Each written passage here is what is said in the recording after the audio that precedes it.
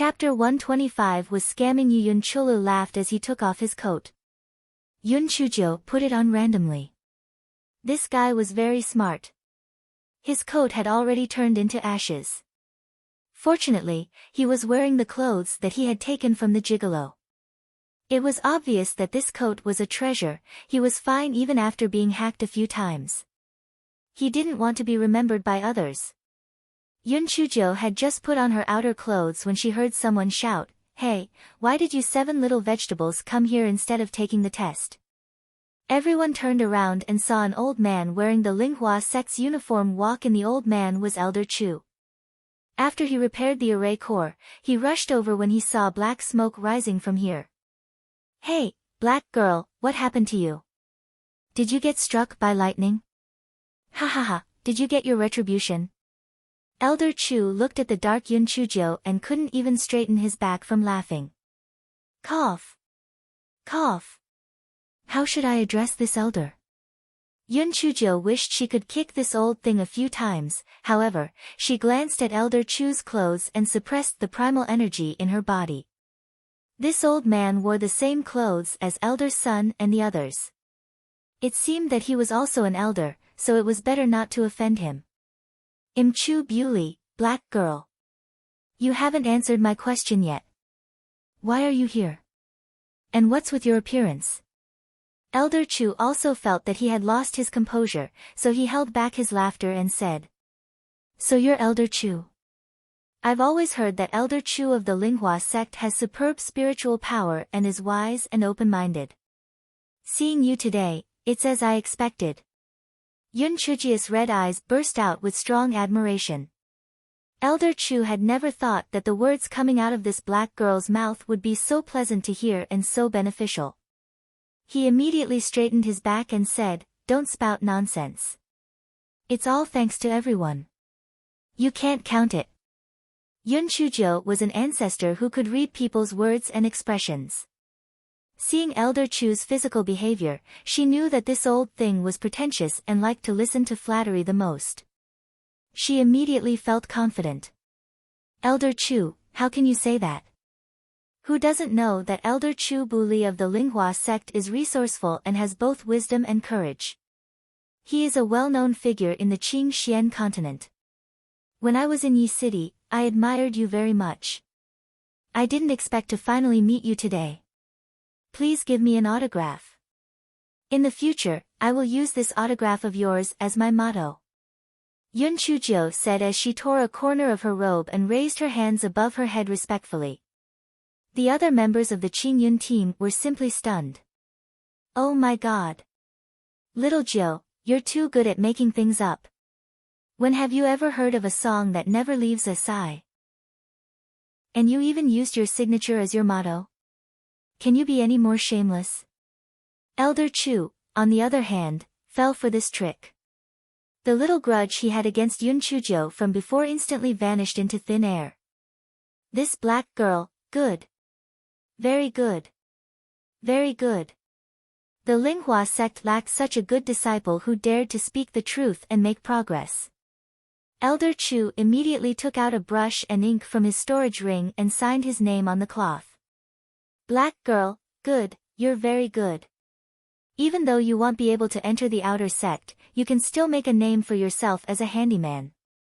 Work hard. I have high hopes for you.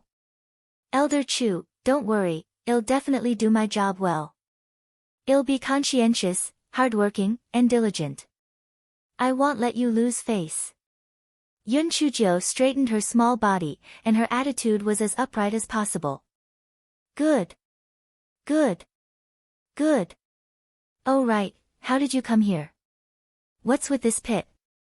Elder Chu, who was in a daze from being tricked, finally remembered the important matter.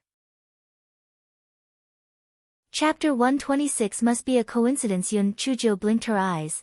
With an innocent look on her face, she said, "Elder Chu, I was resting on the steps when I saw several bolts of lightning striking downwards. I ran into the forest in fear, but I didn't expect to be struck by a bolt of lightning. After that, I didn't know anything." Yun Chuzi and the others also proved, "That's right, Elder Chu. We found that Xiao Hanyo was missing, so we quickly came to find her and pulled her out of the pit. Elder Chu looked at the vines still hanging at the entrance of the deep pit, then looked at Yun Chujia's bald head, and then fixed his gaze on the little black bird on the top of Yun Chujia's head, which was drooping. Fire-spitting crow.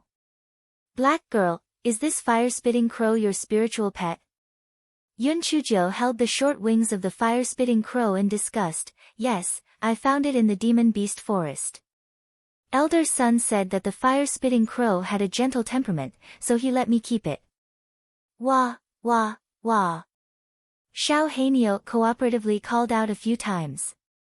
Elder Chu nodded. And, this bird is quite compatible with you. They're both small fries. Xiao Hanyo's eyes widened.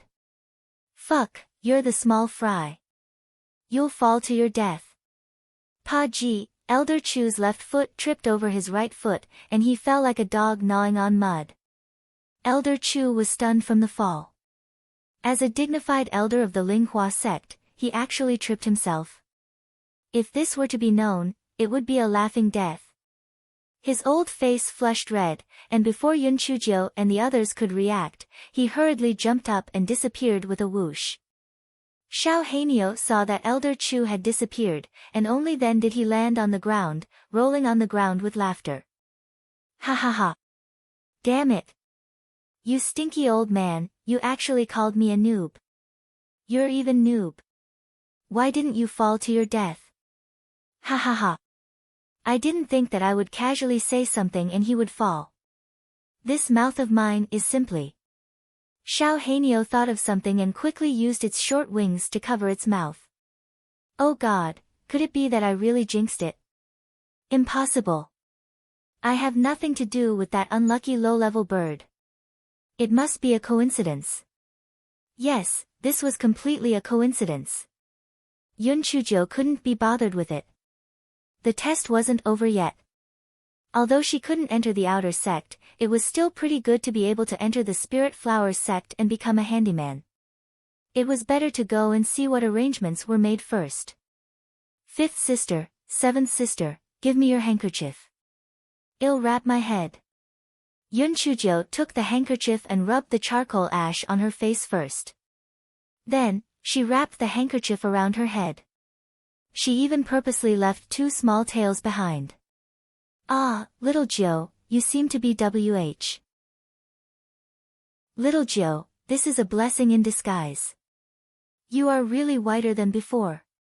Also, the handkerchief you made on your head is quite unique. Yun Chujio raised her neck proudly and put her hands behind her back. Of course. Yun Chujio, will definitely be a great beauty in the future. In the past, I just hid my strength and bided my time. Everyone's faces froze. This guy really couldn't help but praise him. Just a little sunshine would make him shine. Brothers, sisters, I'm sorry. If it weren't for me, you would have been able to enter the outer gate. Yun Chujio felt warm in her heart when she saw that everyone had given up on the test to find her. Little Joe, what nonsense are you talking about? Don't say that we relied on you to pass the previous test. Just because you are our sister, we can't ignore you. Don't say such things in the future. Yun Chuzi said with a straight face. Yun Chujio nodded, but her nose was a little sour. Was this family love? There were no conditions. Just because we were family, we could protect each other, be warm to each other, and never abandon each other in life and death. Chapter 127 Don't believe in evil. Yun Chujio and the others left the forest. As they stood on the stone steps and looked around blankly, a white light flashed in front of their eyes. They had already been transported to a square. The ground of the square was paved with large pieces of bluestone slabs. There were some inconspicuous patterns on them, making them look extremely ancient and solemn. There were already many people gathered in the square. Coincidentally, Bai Moyu and the others were standing next to Yun Chujio and the others. Yun Chushan saw that Yun Chujio was still alive and was very disappointed. However, when she thought about how she would be an outer sect disciple in the future while Yun Chujo and the others could only be low-level laborers, her heart immediately felt at ease. Baimoru and Baimoru were naturally very happy. Yun Chujo and the others were only laborers and their treatment in the future was far worse than theirs. They might even be able to enter the inner sect after the trial in a year's time. As for them, just be servants for the rest of their lives. No matter how much that elder son liked Yun Chujo, it was useless for Yun Chujo to not be able to cultivate. Sooner or later, elder son would give up on her. Moreover, this was still not the disciple recruitment ceremony, so there was no guarantee of what would happen. The disciple in charge of the entrance test said a few words of courtesy, and then sent people to bring the outer sect disciples and servants to the corresponding areas to be settled. The Linghua sect was situated on Mount Linghua, and the higher one went, the denser the spiritual energy became. Mount Linghua had 6 peaks, and they were respectively the East Peak, West Peak, South Peak, North Peak, Middle Peak, and Main Peak. The odd job areas on each peak were all below the mountainside, and the spiritual energy was the thinnest.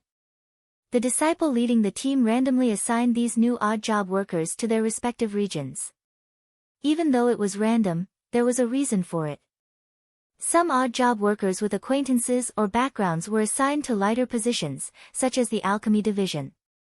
Being an alchemist's attendant was not only easy, but one could also learn some alchemy knowledge. The herb planting department was also not bad. As long as the task was completed by the day, it would be fine. Usually, there was no one supervising it, so one could have a lot of time to go to the outer sex cultivation hall to attend classes. The servants in the miscellaneous department were also not bad. They were all running errands and temporary workers. They could both slack off and get to know some useful people. Although the spirit beast department was a little dirty, those who had spirit beasts were mostly inner sect disc. This was a good opportunity to reach the sky in one step, so it was also a place to fight over. The most unpopular place, and also the place that everyone didn't want to go, was the big kitchen. Not only was the big kitchen greasy, but it was also the most tiring. There was no time to cultivate at all. Moreover, in order to prevent the pollution of the spiritual energy, the big kitchen on every mountain peak was built under the ground. It was also the place where the spiritual energy was the thinnest. Because the people in the big kitchen were basically rookies with no background, among the few departments of the handyman's office, the big kitchen was the most unpopular and the department that was always bullied. The disciple in charge of the distribution department was called Qi Sheng. He glanced at Yun Chujo and the others with his eyes and curled his lips. The few of you, go to the big kitchen in the middle peak. Yun Chujo did not know the twists and turns inside. As soon as she heard that they were going to the big kitchen, her heart immediately bloomed with joy. The big kitchen was great. At the very least, she would not have to worry about the delicious food in the future. Ha ha ha. Yun Chuzi and the others were also very happy. As long as they entered the Linghua sect, it would be fine. Which department was different? Some servants who knew the inside story cast pitying gazes at Yun Chujo and the others.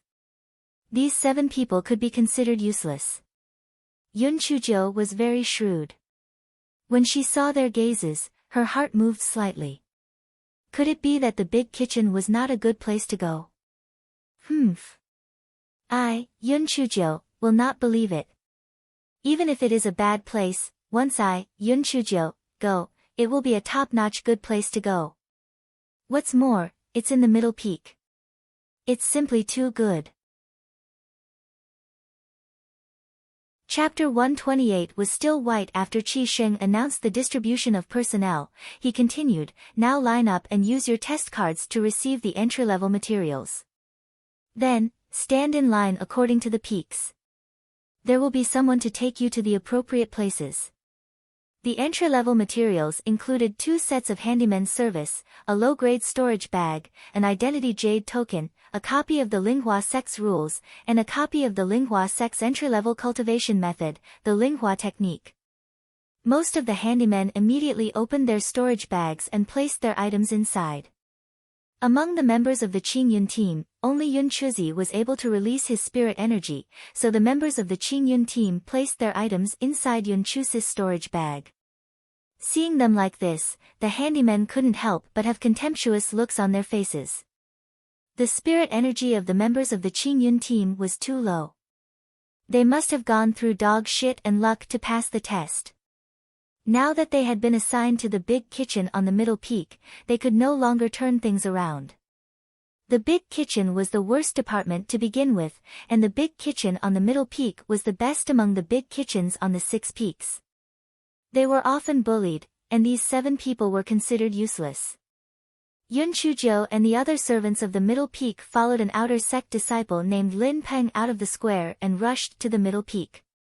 The Linghua sect was really too big. These odd-job workers walked for nearly 2 hours before they reached the middle peak. It was unknown if Lin Peng did it on purpose. The big kitchen was originally at the foot of the mountain, but he just had to take Yun Chuzhou and the others around a big circle. Only after he had finished arranging the other odd-job workers did he bring Yun Chuzhou and the others to the big kitchen. "Old Huang, there's a new person here. Come over and take over." Lin Peng's attitude was very arrogant, and he was just short of pointing his nose at the sky. He's here. There's finally a new person here. I'm really short of manpower here." A fat old man ran out. Lin Peng snorted contemptuously. "Old Huang, I've given you quite a lot of people. If you can't keep them, it's not our handyman's fault." The fat old man smiled and said, That's right. It's because our Middle Peak's big kitchen doesn't have the ability. It can't be blamed on others." Lin Peng pursed his lips, took out the token and handed it over to the fat old man, then left. The fat old man sized up Yun Chuzhou and the others, then shouted at the big kitchen, "Mei Li, Ho Tian, Bei Yuan, come out and pick people." 3po. The fat old man smiled and said, "My surname is Huang. You can call me Steward Huang or Old Huang. I'm the chief steward of Zhongfen Kitchen and also the kitchen steward." The fat old man introduced the 3 people in turn. The big man was called Mei Li, the chopping board steward, who was in charge of cutting vegetables. The skinny man was called Ho Tian, the water table steward, who was in charge of picking vegetables and washing vegetables. The pale-faced middle-aged man, Bei Yuan, was the stove steward. He was also in charge of cooking. Right, besides the 3 of them, there's also Lan Xiaohua, who is in charge of the case, and Ding Jun, who is in charge of purchasing ingredients.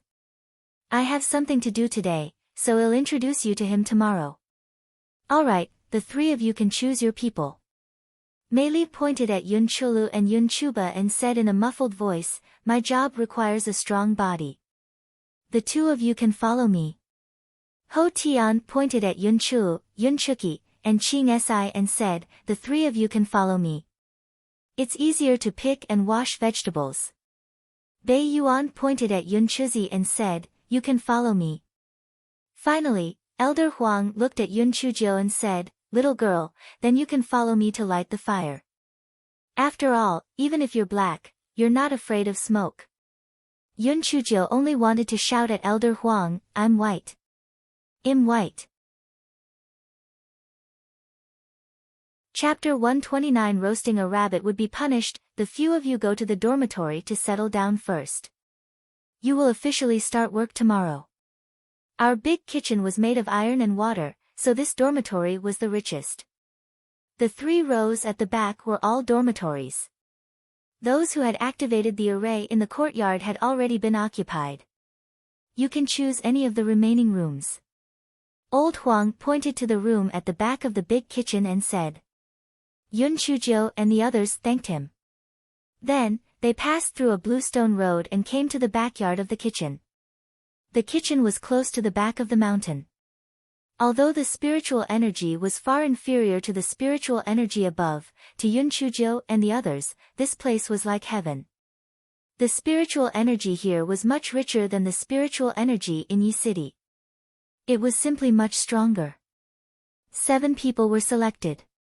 In the end, they chose the 7 small courtyards in the 3rd row. Only Yun Chuzi had activated the array formation in the courtyard. The other 6 people were unable to activate the array formation in the courtyard because they could not release their spiritual energy. However, they did not have anything valuable, so they were not afraid of people stealing. After she had tidied up, it was already dark. Yun Chujo thought of a very important question. Fuck. They had not eaten dinner yet. They had been hungry for a whole day. Therefore, this guy stretched his neck and shouted, "Brothers, sisters, let's go and eat." Yun Chuzi and the others were also hungry. Therefore, the 7 of them came to the big kitchen in a mighty manner. Then, they realized that the big kitchen had already activated the array formation. Apparently, it had been closed. Why does this big kitchen have an array formation to protect it? Can someone steal things? Yun Chulu asked in confusion. Maybe there really was such a thing in the past, so they created an array formation. After all, the ingredients here are all spirit vegetables and spirit rice. They are also very valuable outside. Yun Chuzi thought for a moment and said. Then what should we do? We didn't bring any dry rations. Ah, this is bad. When we entered the Linghua sect, those few horses are still in foster care at the inn. What a waste. Yun Chuki stomped her feet. What a miscalculation. 7th sister, can you be a little more promising?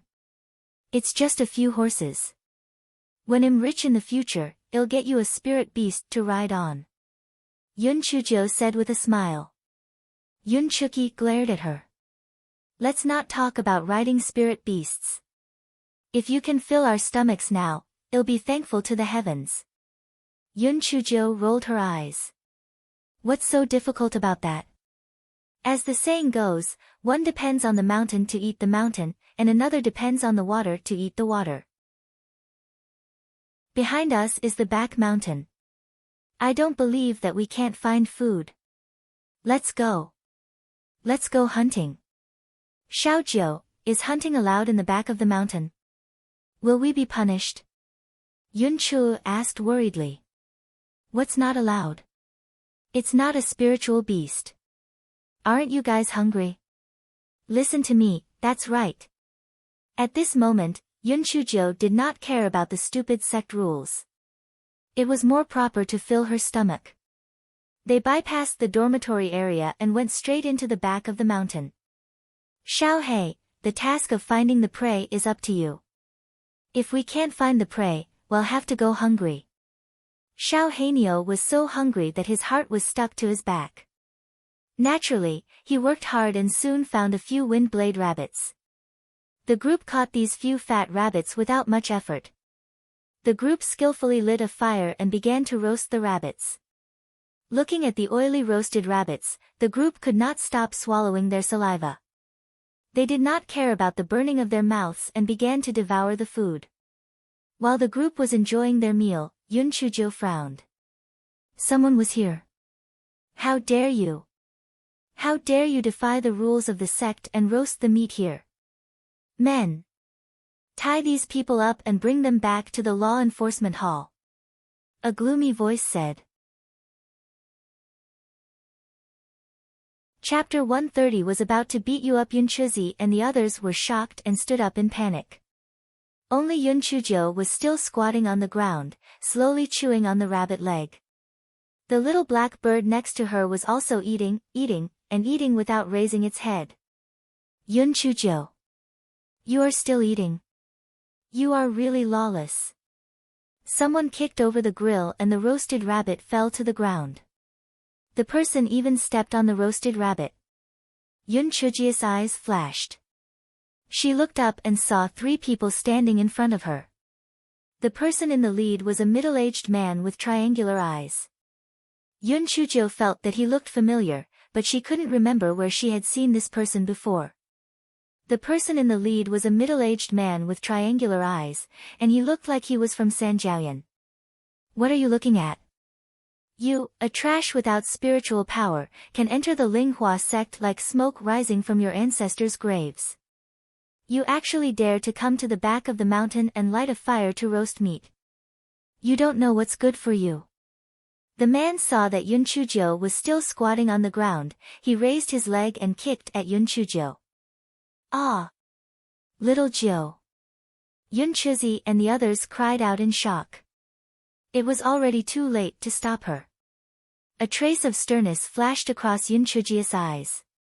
She lightly jumped to the side, and the rabbit leg in her hand, which she had yet to finish eating, landed on the man's face. The man did not expect that Yun Chuzhou would actually dare to resist. He was momentarily careless and was hit by the rabbit leg. Although Yun Chuzhou was thin, her strength was not small, and the man's face instantly swelled up. The man was stunned at first, then his triangular eyes stood up. Good. Yun Chuzhou, you are rebelling. You openly attacked a law enforcement disciple. Yun Chuzhou, just wait to be expelled from the Linghua faction. Take her away. Yun Chuzhou snorted coldly. Wait. I was scared by you just now, so I let go of the rabbit's leg. It was just your bad luck that it hit you. What does it have to do with me? Also, what right do you have to say that we violated the sect rules? Which sect rule says that you are not allowed to eat roasted rabbit? Besides, you said that you are disciples of the Law Enforcement Hall, so you are? What proof do you have? The triangular-eyed man's expression was ferocious. Although the sect rule does not say that you are not allowed to eat roasted rabbit, open fire is prohibited on the back mountain, so you are openly violating the sect rules. This is our law enforcement token. Open your dog eyes and look. Yun Chuzhou took the token that the man threw over and took a look. It was indeed a law enforcement token, but it was only the law enforcement hall of the Western Peak. Why did you come to the Middle Peak? Humph. The law enforcement hall of the Six Peaks has always taken turns to enforce the law in the Linghua sect. Yun Chuzhou, stop quibbling. Take them away. A fierce look flashed across the triangular-eyed man's eyes. Take them back and entertain them properly first. In any case, they would definitely be expelled from the Linghua sect the next day. The two men behind San Jiaoyan saw this and were about to go forward and tie up Yun Chuzhou and the others when Yun Chuzhou jumped up and gave San Jiaoyan 2 tight slaps on the face. Then, she gave San Jiaoyan a fierce kick in the stomach. This place was originally a gentle slope. The man directly rolled out 100 feet away. Whether it was Yun Chuzi and the others or the people brought by San Jiaoyan, they were all dumbfounded. No one would have thought that Yun Chuzhou would start beating him up at the slightest disagreement. San Jiaoyan's fall was not light, but it was only a few superficial injuries. He was so angry that he gritted his teeth. Good. Good. Yun Chuzhou, you actually beat up a law enforcement disciple in public. If I, Lu Qingzhen, don't chase you out of the Linghua sect, my surname will not be Lu. Let's go. Tomorrow, we'll take the arrest warrant to arrest her. Let's see if she still dares to disobey. San Jiaoyan saw that he wouldn't be able to gain any advantage today, so he called for the other 2 people to leave angrily. Little Jiu, what should we do? Yun Chuzi and the others looked at Yun Chuzhou in fear. Don't worry, I have a way. Come, let's continue to roast the rabbits. There are still a few raw ones. Yun Chuzhou didn't care and started to build a fire again, starting to roast the rabbits. Although Yun Chuzi and the others were panicking, seeing Yun Chuzhou so calm, they didn't know why their hearts calmed down.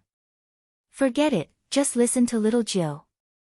Little Jiu will definitely have a good idea. Chapter 131. After the 7 of them finished roasting the remaining rabbits, Yun Chuzhou wiped her mouth and stretched lazily. Brothers and sisters, wait for me downstairs. I'll do some cleaning up, and then I'll look for you. No matter what happens later, you don't have to care. Although Yun Chuzi and the others were a little worried, they knew that Yun Chuzhou had many ideas, so they could only head back first. After a while, they saw a few dazzling lights flash past the spot where the barbecue had been, accompanied by the sound of heavy objects falling to the ground. After a while, Yun Chujo jumped into action and caught up with Yun Chuzi and the others with Little Black. Little Joe, was there a flash on the mountain just now? Did it hurt you? Yun Chuzi asked worriedly. That's right. There was indeed a flash. But the lightning came at the right time. Come over. Well, do it this way tomorrow. Do you understand? Yun Chujo bared her little white teeth and showed a little fox-like smile. Yun Chuzi and the others were stunned when they heard that. They looked at Yun Chujo in shock. Little Joe was simply too evil. This was simply turning the tables. Little Joe, is this really a good idea? After all, we were in the wrong. Yun Chuzi could not continue because Yun Chujo was looking at him coldly. Do you guys think that I've gone too far? Shouldn't I go against the law enforcement agency? Shouldn't I obediently follow them? Yun Chuji's little face sank.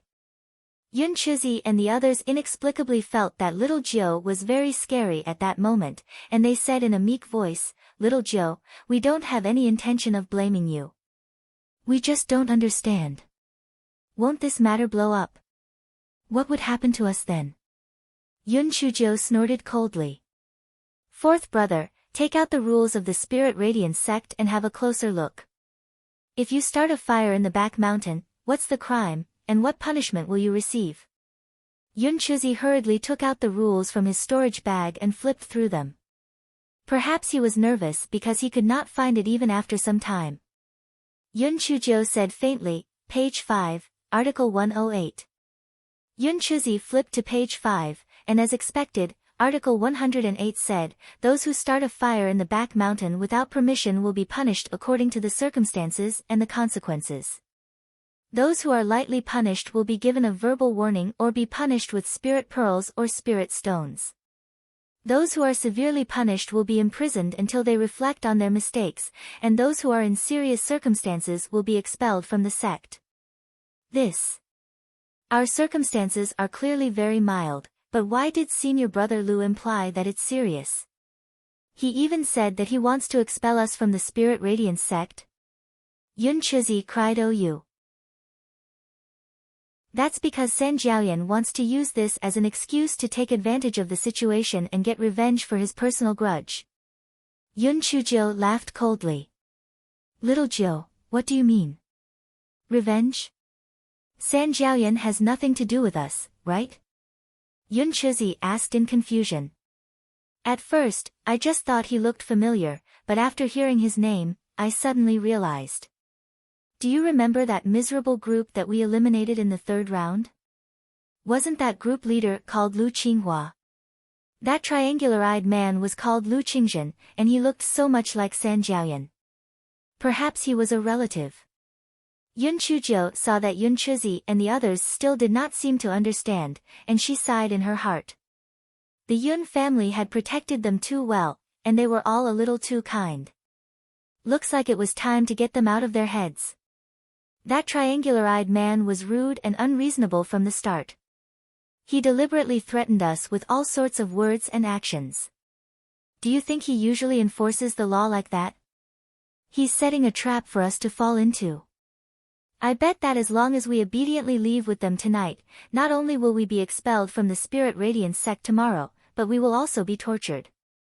Brothers and sisters, this isn't Yi City, nor is it the Yun family.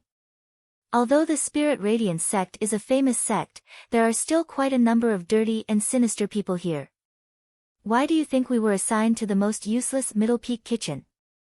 Why did that disciple deliberately lead us around a big circle?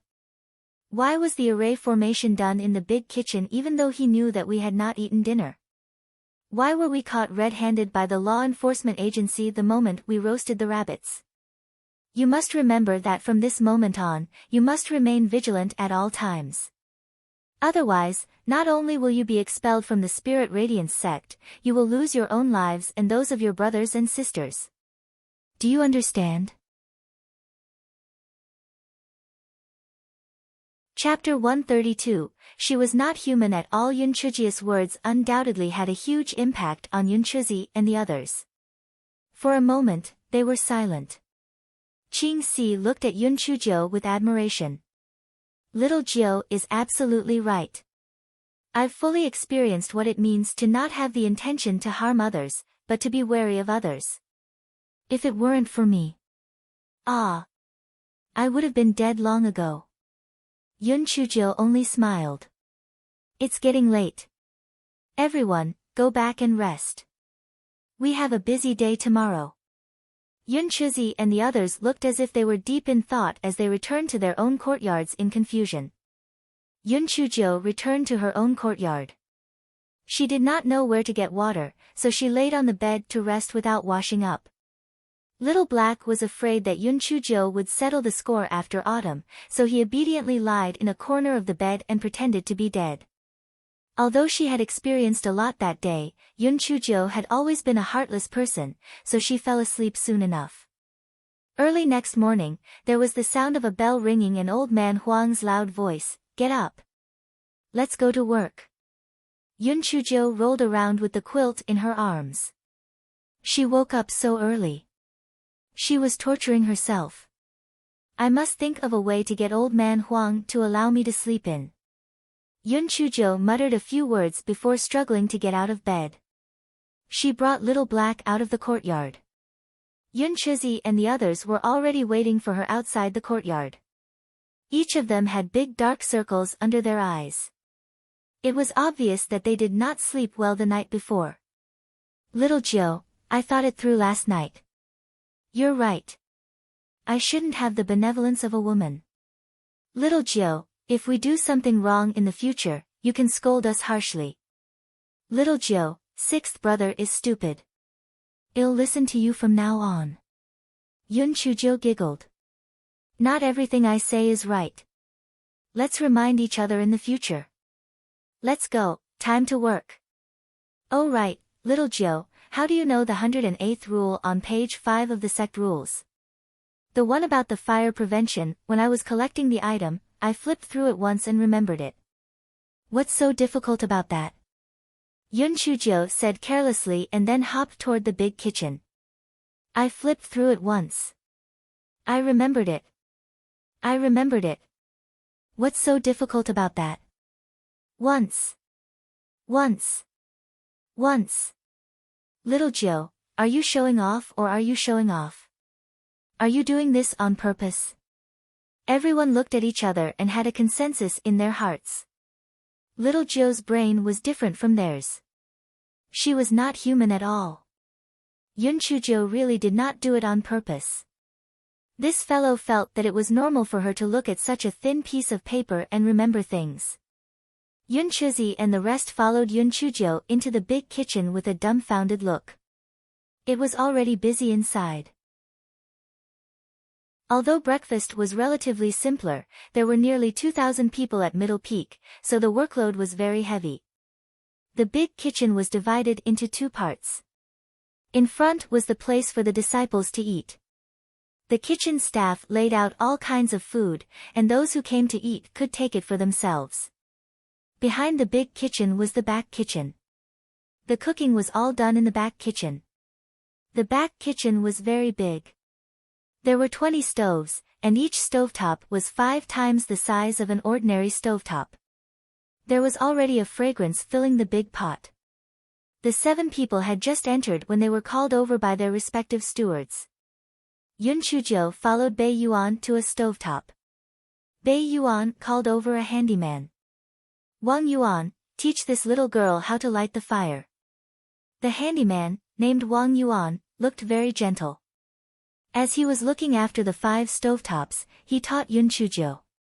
Little girl, this pot is boiling rice porridge. When the pot is boiling, the fire should be gentle. If the fire is too big, remove the firewood. If the fire is too small, add more firewood. Do you understand? Yunchujo nodded obediently.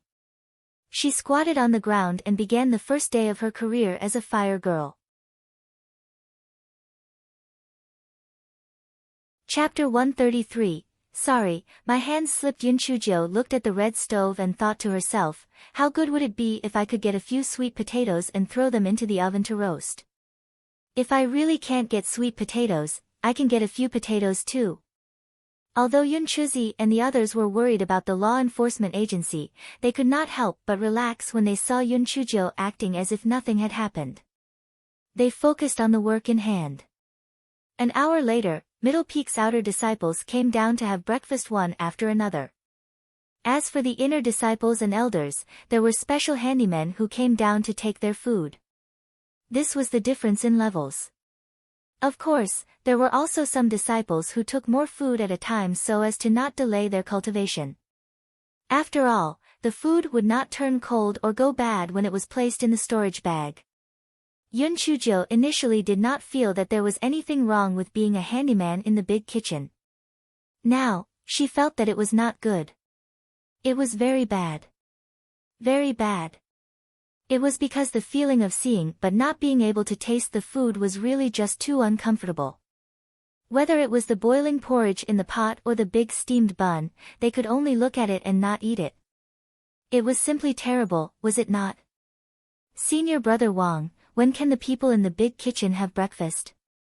Yun Chujio swallowed her saliva dozens of times and finally could not hold it in anymore.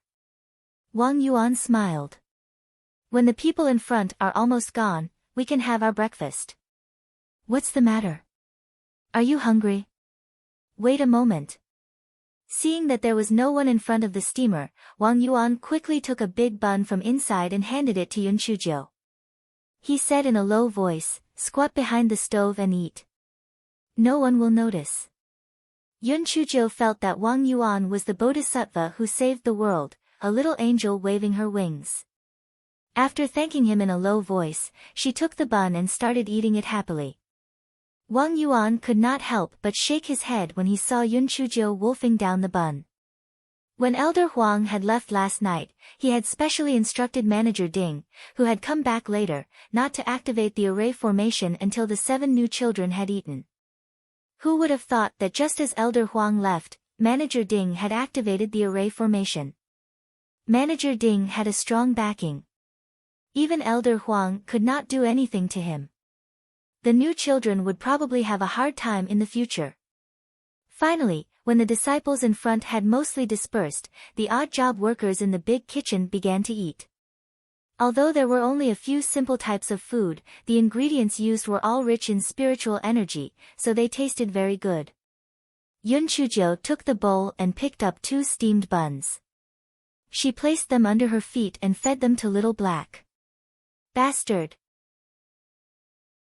These are food for humans to eat. How can they be eaten by a beast?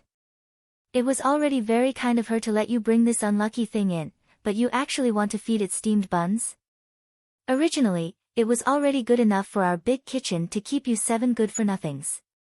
Now, you want to raise beasts as well. You must be dreaming. A man with slightly blue eye circles pointed at Yun Chujio's nose and cursed loudly. Yun Chujio's eyes darkened. Fuck. Did she not have a good relationship with this spirit radiance sect? Why were there so many scumbags coming out of nowhere? If something had to be said, then just say it nicely. They opened their mouths to talk about this but shut up about all the other nonsense. Were they trying to see if they were easy to bully? Before Yun Chujio could do anything, Little Black was already furious. Caw! Caw! Caw! You scum! You actually dare to scold this young master? Curse you to fall and die. The man was still cursing when his legs suddenly went weak and he fell to the ground. Yun Chujio let go and the bowl of porridge in her hand fell on the man's head. The porridge in the bowl burned the man's face. Oh no. I'm sorry. I'm sorry. My hand slipped. You were just scolding me just now. Why are you suddenly lying on the ground? Yun Chujio shook her hand and looked annoyed and guilty. Yun Chuzi and the others were sure that little Jiu did it on purpose. They lit a candle in their hearts for that person. He actually dared to provoke little Jiu during mealtime. He must have been tired of living. Chapter 134. Take a look. The man on the ground almost fainted from anger. He wiped his face with his hand. You stinky girl. I'll make sure you're well acquainted with the rules here. The man got up and reached out his hand to hit Yun Chuzhou as Elder Huang reached out and grabbed the man's arm. Manager Ding. This is just an accident. If you don't let her feed her spiritual pet, then just don't allow it. Yun Chuzhou, don't feed your spiritual pet with spiritual food in the future, do you hear me? Elder Huang winked at Yun Chuzhou. Yun Chuzhou understood and said, yes. I know I'm wrong. I won't do this in the future. Manager Ding glared at Yun Chuzhou viciously. I'll let you off this time on account of Elder Huang. Don't offend me in the future, or I won't let you off. Manager Ding kicked the table where Yun Chuzhou and the others were eating and left. Mei Li was panting heavily and was about to chase after them when Ho Tian also stood up angrily. Although Bei Yuan did not do anything, there was anger in his eyes. The rest of them also showed dissatisfaction and resentment. Old man Huang sighed. Forget it. Forget it. We can't afford to offend him. Let's eat. Little girl, try to avoid him in the future. Don't you have a storage bag? Put more spiritual food in the storage bag and feed this little thing when we return to the dormitory. Yun Chuzhou nodded. She wondered what kind of background that bullshit Manager Ding had that made the people at the kitchen so afraid. She would ask again after some time. They were not familiar with each other then, so they might not be willing to tell her. Just after breakfast, someone shouted arrogantly from outside, Yun Chuzi, Yun Chu, Yun Chuzhou. Come out. On the order of our law enforcement agency's Elder Shao, we will take you to be interrogated. Little girl, what's going on? Elder Huang was shocked. How did they provoke West Peak's law enforcement agency after only being there for a day? Yun Chuzhou pursed her lips. Elder Huang, I didn't want to mention this at first. Since they're here, then. Well, let's talk outside. Everyone in the big kitchen followed Yun Chuzhou and the others out. Yun Chuzhou blinked her eyes and picked up a large copper basin and a spoon to hold the dishes. Although everyone was baffled, no one said anything. Yun Chuzhou, you dare to beat up law enforcement disciples. We're under Elder Shao's orders to bring you in to interrogate. The one who spoke was Lu Qingzhen. He looked at Yun Chuzhou viciously. Darn girl, as long as you are expelled from the Spirit Radiance sect, it would be the start of your doom. Elder Huang smiled apologetically. Junior brother, is there some misunderstanding? Yun Chuzhou and the others just reported to duty at our big kitchen last night. How could they beat up law enforcement disciples? Get out of my way, you old bastard. You're just a handyman and have no right to speak. Lu Qingzhen pushed Elder Huang away. Elder Huang was caught off guard and almost fell. Yun Chuzhou jumped forward and kicked Lu Qingzhen in the stomach. Lu Qingzhen was unprepared. He was kicked more than 100 feet away by Yun Chuzhou. Never in his dreams did Lu Qingzhen think that Yun Chuzhou would have the guts to kick him in front of so many people. Shut your damn mouth. Didn't your family teach you how to respect the old and love the young? Do you know how to speak human language? Yun Chuzhou said as she jumped to Lu Qingzhen's side. While he was still in a daze, she kicked his mute acupoint. Yun Chuzhou picked up the spoon and banged on the copper basin. Come and take a look. The West Peaks Law Enforcement Agency is bullying us. They're going to storm Middle Peaks Dining Hall. Those from the south and the north, don't miss it. Chapter 135. No choice but to suffer in silence. There were still some disciples who had not left the cafeteria. When they heard the commotion, they all ran out to watch the commotion. Although they did not care about the people in the cafeteria, and they usually yelled a lot, no matter what, this was Middle Peak's territory. If the people from the West Peak came here to show off, would it not be a slap to the face for Middle Peak? Seeing that more and more people were watching, Yun Chujio jumped onto a big rock with a whoosh. Her small face wrinkled, and she said with a grievance, "Senior brothers and sisters, the 7 of us were just assigned to Middle Peak's big kitchen last night. As it was too late, the canteen was already closed. We were so hungry that we thought of going up the mountain to find some wild fruits to satisfy our hunger. Unexpectedly, as soon as we reached the top of the mountain, a few bolts of lightning came down from the sky and struck the trees nearby. The few of us looked at it and realized that this was our Middle Peak's property. How could we just stand by and watch? Thus, we spent a lot of effort to put out the fire. Just as we were about to head back, guess what we discovered?" Yun Chujio kept them guessing in a mysterious manner. Everyone's appetite was raised. They widened their eyes and pricked up their ears to continue listening. "We discovered that the lightning coincidentally killed a nest of rabbits. We were already hungry, so how could we endure the smell of roasted meat? Thus, we ate the rabbit meat there. Who would have thought that Lu Qingjin brought 2 people up to scold us without any reason, saying that we were going to set fire to the mountain and drive us out of the sect?" Hearing what he said, we were immediately frightened and hurriedly tried to explain. However, he didn't listen to our explanation at all and wanted to tie us up and take us to West Peak.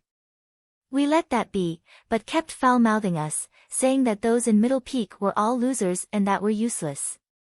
Originally, we wanted to endure it, but hearing what he said made us instantly furious. It's fine if he wronged us, but he actually dared to insult Middle Peak. Thus, we started arguing with him. We don't know if he's guilty or not, but he missed a step and slipped down a small hill. We thought that this matter would be settled, but unexpectedly, he actually called a deer a horse and slandered us for beating up law enforcement disciples. Everyone, don't you think he's bullying us too much?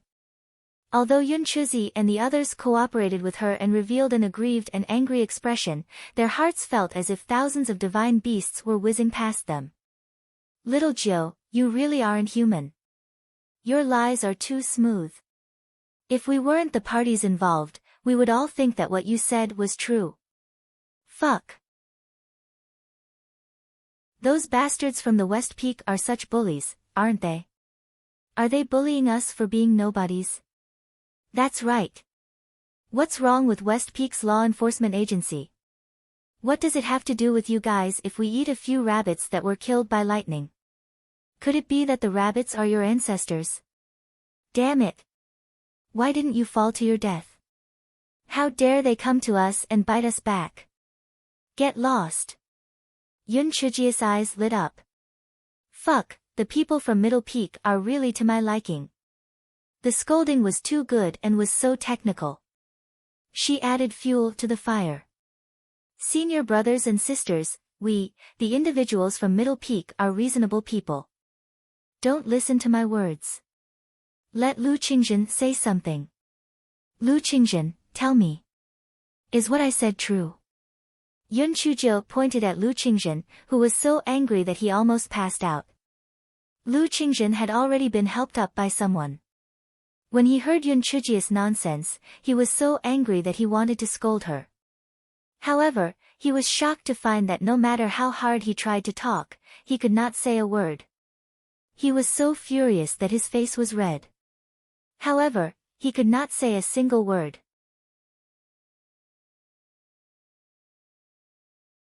Chapter 136, Really fucking useless. When everyone saw this, they were even more certain that what Yun Chujio said was true. Otherwise, why did Lu Qingjin not say anything? He must be feeling guilty. Yun Chujio smiled contemptuously. Did everyone see that? What do you mean by staying speechless? This is what he meant. He didn't have any reason and still came to Middle Peak to act atrociously. He's really too much. He wants to bring us to West Peak's Law Enforcement Agency Hall. In order not to cause trouble for Middle Peak, we obediently followed him. It's just that he's too much of a bully. After Yun Chujio finished speaking, she jumped down from the big rock and walked to the side of Yun Chuzi and the others. She sighed. Brothers and sisters, let's follow them. The West Peak's law enforcement agency isn't someone we can afford to offend. I didn't expect that in order to protect the Middle Peak's property, we would be backstabbed by Lu Qingzhen. We can only blame our bad luck. The disciples of the Middle Peak immediately exploded. Even those who had courage could not bear it all. The people of the West Peak were too much of a bully. This was a slap in the face to them. Damn it. Let's go. Well, go too. I don't believe that this Spirit Radiance sect doesn't have rules. Why does the West Peak's law enforcement agency have the say-so? They can do whatever they want now. That's right. What right do they have to bully the people of Middle Peak? Besides, these 7 rookies have just entered the sect. How could they be so bold as to beat up the disciples of the law enforcement agency? Well, they had already selectively forgotten about the matter of Yun Chuzhou kicking Lu Qingzhen. Let's go. Let's go. Well, I'll go with them. Didn't they say that Elder Xiao Pancher of the West Peak is the most impartial? We'd like to see how he handles this matter. Lu Qingzhen was so angry that he was trembling, but he could not say anything. The 2 people who were with him the day before did not follow him, so he could only glare at Yun Chuzhou. He was furious in his heart. Stupid girl, just you wait. When we reach the West Peak and have a witness, let's see how you'll defend yourself. Yun Chuzhou maintained a wronged look on her face. From time to time, she would even twitch a few times. Some of the female disciples of Middle Peak could not bear it anymore and kept comforting her. Junior sister, don't be afraid. The people of Middle Peak aren't easy to bully. That's right. We're not afraid of the shadow. If the law enforcement agency of the West Peak is unreasonable, we will not let it go. Yun Chuzhou suddenly burst into tears. Sob sob. You guys are really too kind. That's great. I, Yun Chuzhou, will be a member of Middle Peak in the future. If I die, it'll be a ghost of Middle Peak. If anyone dares to say bad things about our Middle Peak, it'll bite them to death. The more Yun Chuzhou talked, the more the disciples of the Middle Peak felt that Lu Qingzhen's crime was unforgivable. All of them gritted their teeth and stared at him, wishing they could go up and smite him. Lu Qingzhen was about to break down. According to common sense, these 7 odd job workers should be trembling in fear and obediently following him. How did they make it such a big issue? He thought about it again. So what if they made it a big issue? There was no thunder and lightning yesterday. They were the ones who started the fire. The bigger the issue, the heavier the punishment would be for them. Yun Chuzhou tapped the copper basin with her spoon and began to sing, Little cabbage, yellow in the ground, poor child, bullied, wronged, wronged. Peach blossoms bloom, apricot blossoms fall, no one cares, a gust of wind, wronged, wronged. Yun Chuzhou's singing was very sincere, and Little Black on the side cried. It was really sad to hear, and one would tear just from listening. When everyone heard it, they all felt that Lu Qingzhen was really something.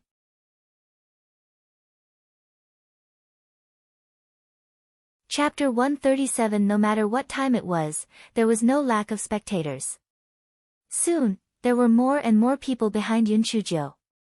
Most of them were from Middle Peak, but there were also some from other areas. The spectators were curious to find out what was going on. Since Lu Qingzhen could not speak and the other members of the law enforcement team did not know the whole story, Yun Chuzhou patiently described the truth, over and over again. After a few brainwashing sessions, even Yun Chuzhi and the others felt that that was the truth. When the crowd heard what happened, they naturally could not help but scold Lu Qingzhen. In addition, the West Peak Law Enforcement Agency had offended a lot of people. Immediately, the crowd became excited. The few members of the law enforcement team were so scared that they did not dare to say a word. Finally, they reached the West Peak. Lu Qingzhen and the others heaved a sigh of relief. How arrogant could these people be when they reached their territory? The law enforcement agency on the West Peak was located halfway up the mountain. When the disciples of the law enforcement agency saw a huge crowd of people swarming over, they were shocked. What was the meaning of this? Why were there still people knocking on the basin and singing songs? Lu Qingshan's face was purple with anger. He rushed into the law enforcement agency hall and found the manager, Qian Chong. He angrily gestured with his hands. Qian Chong had always been good to Lu Qingshan. That day's law enforcement order was also issued by him. When he saw Lu Qingshan in that condition, he could not help but feel puzzled. Junior brother Lu, what's wrong with you? Say something. Lu Qingshan was so anxious that he stomped his feet, but he still could not say a word. At that time, there was already an uproar outside the law enforcement agency. Clear the name of our Middle Peak disciple. Clear the name of our Middle Peak disciple. Lu Qingshan had gone too far. Kick that scum Lu Qingshan out of the Spirit Radiance sect. Qian Chong was really a little dumbfounded. Did Lu Qingshan not went out to arrest people? Why was he being chased out of the sect now? What was going on? Qian Chong quickly called the people who followed Lu Qingshan over. After asking about the situation, he frowned. He did not know whether Yun Chuzhou had done it intentionally or not, but she had actually caused a huge commotion. If he did not handle it well, it would definitely cause the dissatisfaction of Middle Peak. At that point, it was better to ask Elder Shao to handle it personally. Qian Chong rushed to the door and cupped his hands at the crowd. Everyone, please don't jump to conclusions before the matter is fully investigated. I will go and... Seeing Qian Chong being so polite, the crowd did not dare to say anything else, so they temporarily quieted down. Qian Chong did not dare to be negligent and hurriedly went to ask Elder Shao Pancher. Elder Shao. Something has happened at the law enforcement agency. Qian Chong rushed to the outside of Elder Shao's courtyard and reported anxiously. Something has happened. What happened? Elder Shao quickly walked out of the courtyard. Qian Chong rambled on about what had happened. Elder Shao frowned and said with slight disgust, Yesterday, I said that this Yun Chuzhou was opportunistic and restless. Indeed, she has only entered the sect for one day and has already caused such a big incident. How naughty. Elder Shao, why do you think junior brother Lu suddenly lost his voice? Qian Chong was very puzzled. That little girl has a lot of wicked ideas. She must have done something. This old man is not blind. Let's go and take a look. If what Lu Qingshan said is true, this Yun Chuzhou should indeed be expelled from the Spirit Radiance sect. Elder Shao said angrily as he walked. The two of them had yet to reach the law enforcement agency when they heard someone screaming non-stop. It was like the wailing of ghosts and howling of wolves. It was too horrible to listen to.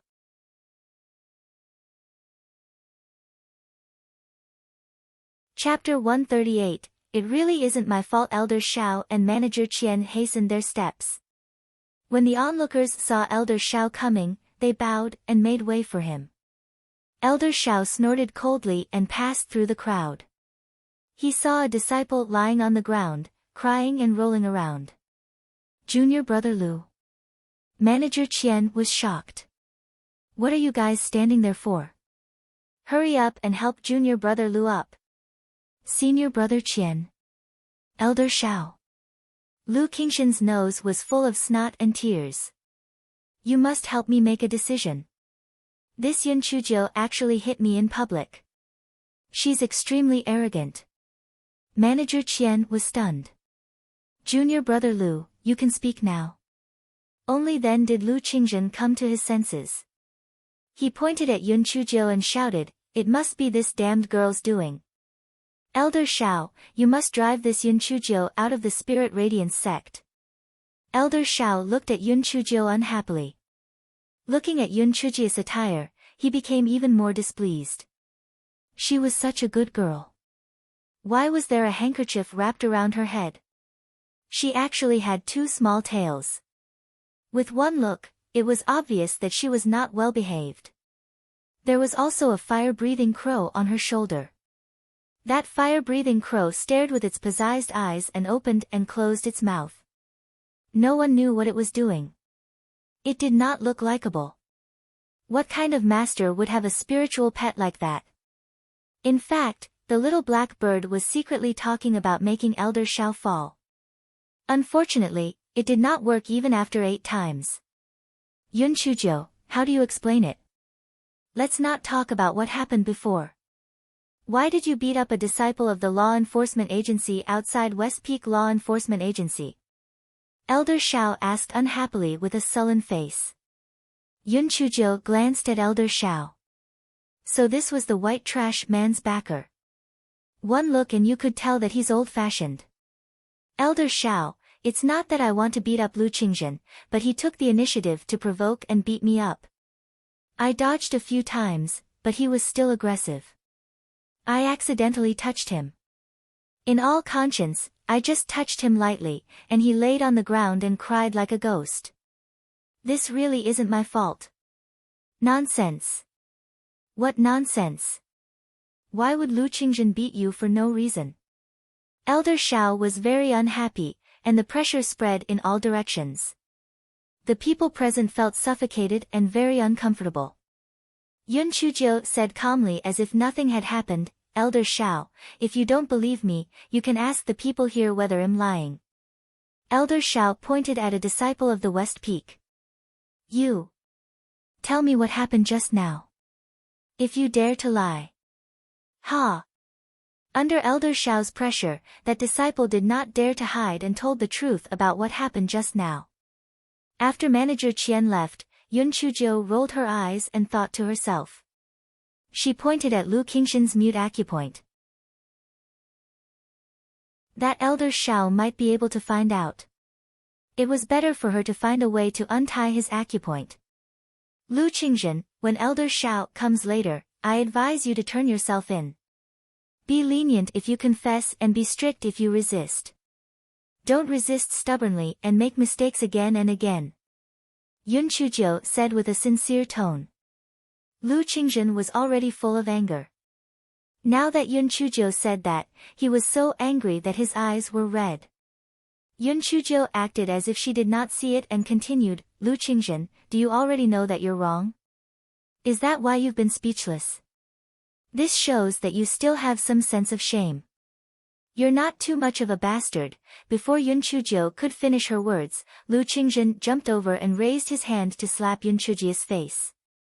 Yun Chujo turned to the side and said aggrievedly, Lu Qingxin, have you lost your mind? Everything I said was good. The more Yun Chujo talked, the angrier Lu Qingxin became. He attacked Yun Chujo repeatedly. Just when the crowd was about to stop him, Yun Chujo seemed to have inadvertently bumped into Lu Qingxin, and Lu Qingxin fell to the ground. He started to cry like a ghost and howl like a wolf. Elder Shao asked a few more disciples. There was almost no difference in what he said. Elder Shao glared at Lu Qingxin. That little girl was obviously trying to provoke him. This idiot actually went up and let someone beat him up. He deserved it. Elder Shao looked at Yun Chujo coldly. Let's not pursue this matter. What happened when you set the mountain on fire yesterday? The law enforcement team went to stop it, and you even hit someone? You're really lawless. According to the sect rules, you should be expelled from the sect.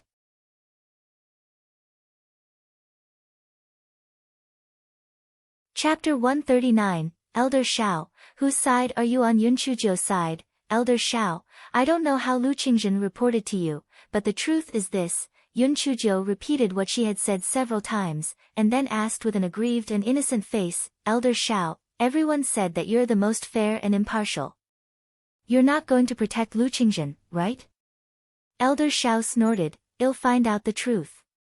Even if you say all kinds of things, you must use facts to speak. I'll go to the back of the mountain at Middle Peak to see the truth.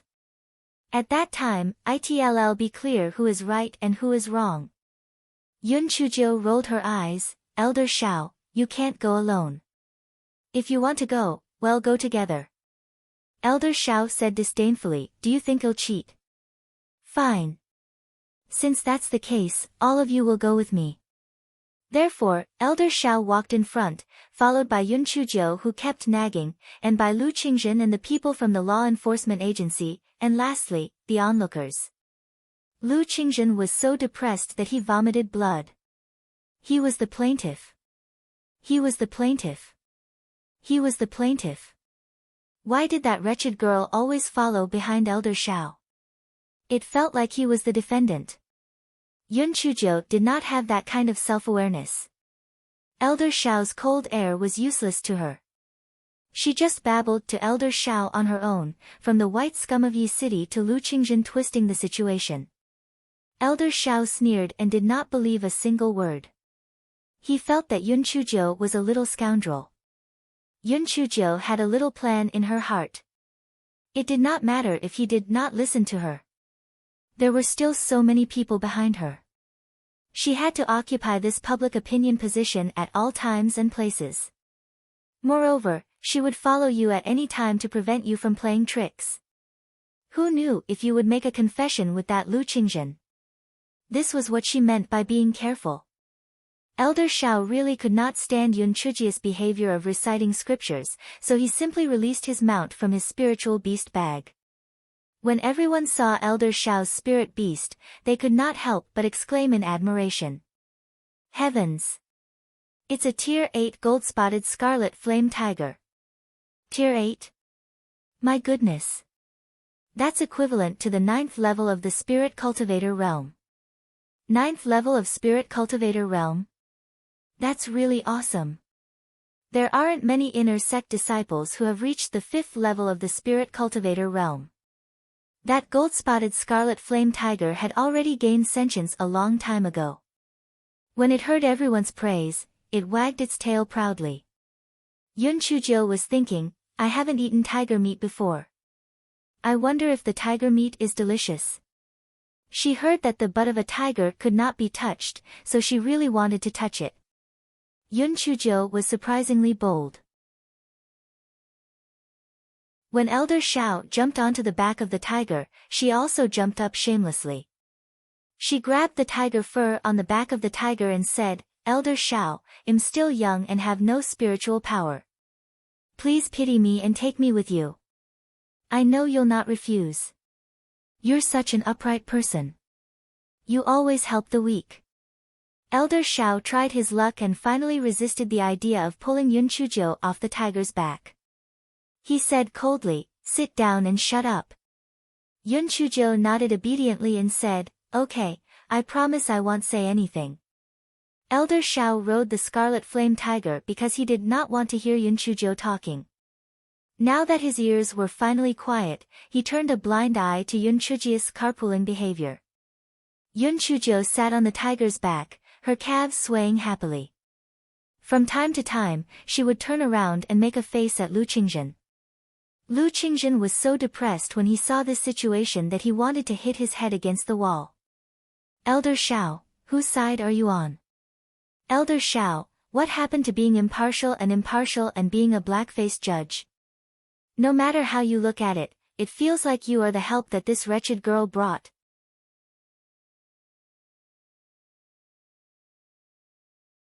Chapter 140, plucked a handful of tiger fur. Yun Chuzhou resisted the urge to touch the tiger's buttocks and secretly plucked a handful of tiger fur. This thing should be quite good as a writing brush. The gold-spotted scarlet flame tiger shivered in pain. Although it had gained intelligence, it was only limited to expressing vague emotions. Elder Xiao thought that the tiger was unhappy because there was an extra person sitting on its body, so he ignored it. Little did he know that the guy sitting behind him not only wanted to eat tiger meat, but also plucked a bunch of tiger fur.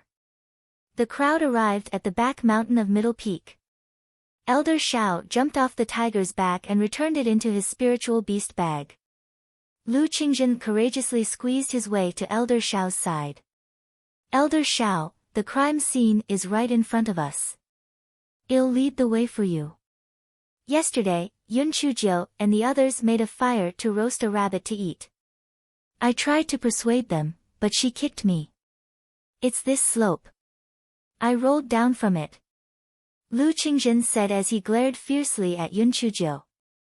Damn girl, when we reach the place, you'll see how you're going to defend yourself. At that moment, everyone smelled a burnt smell.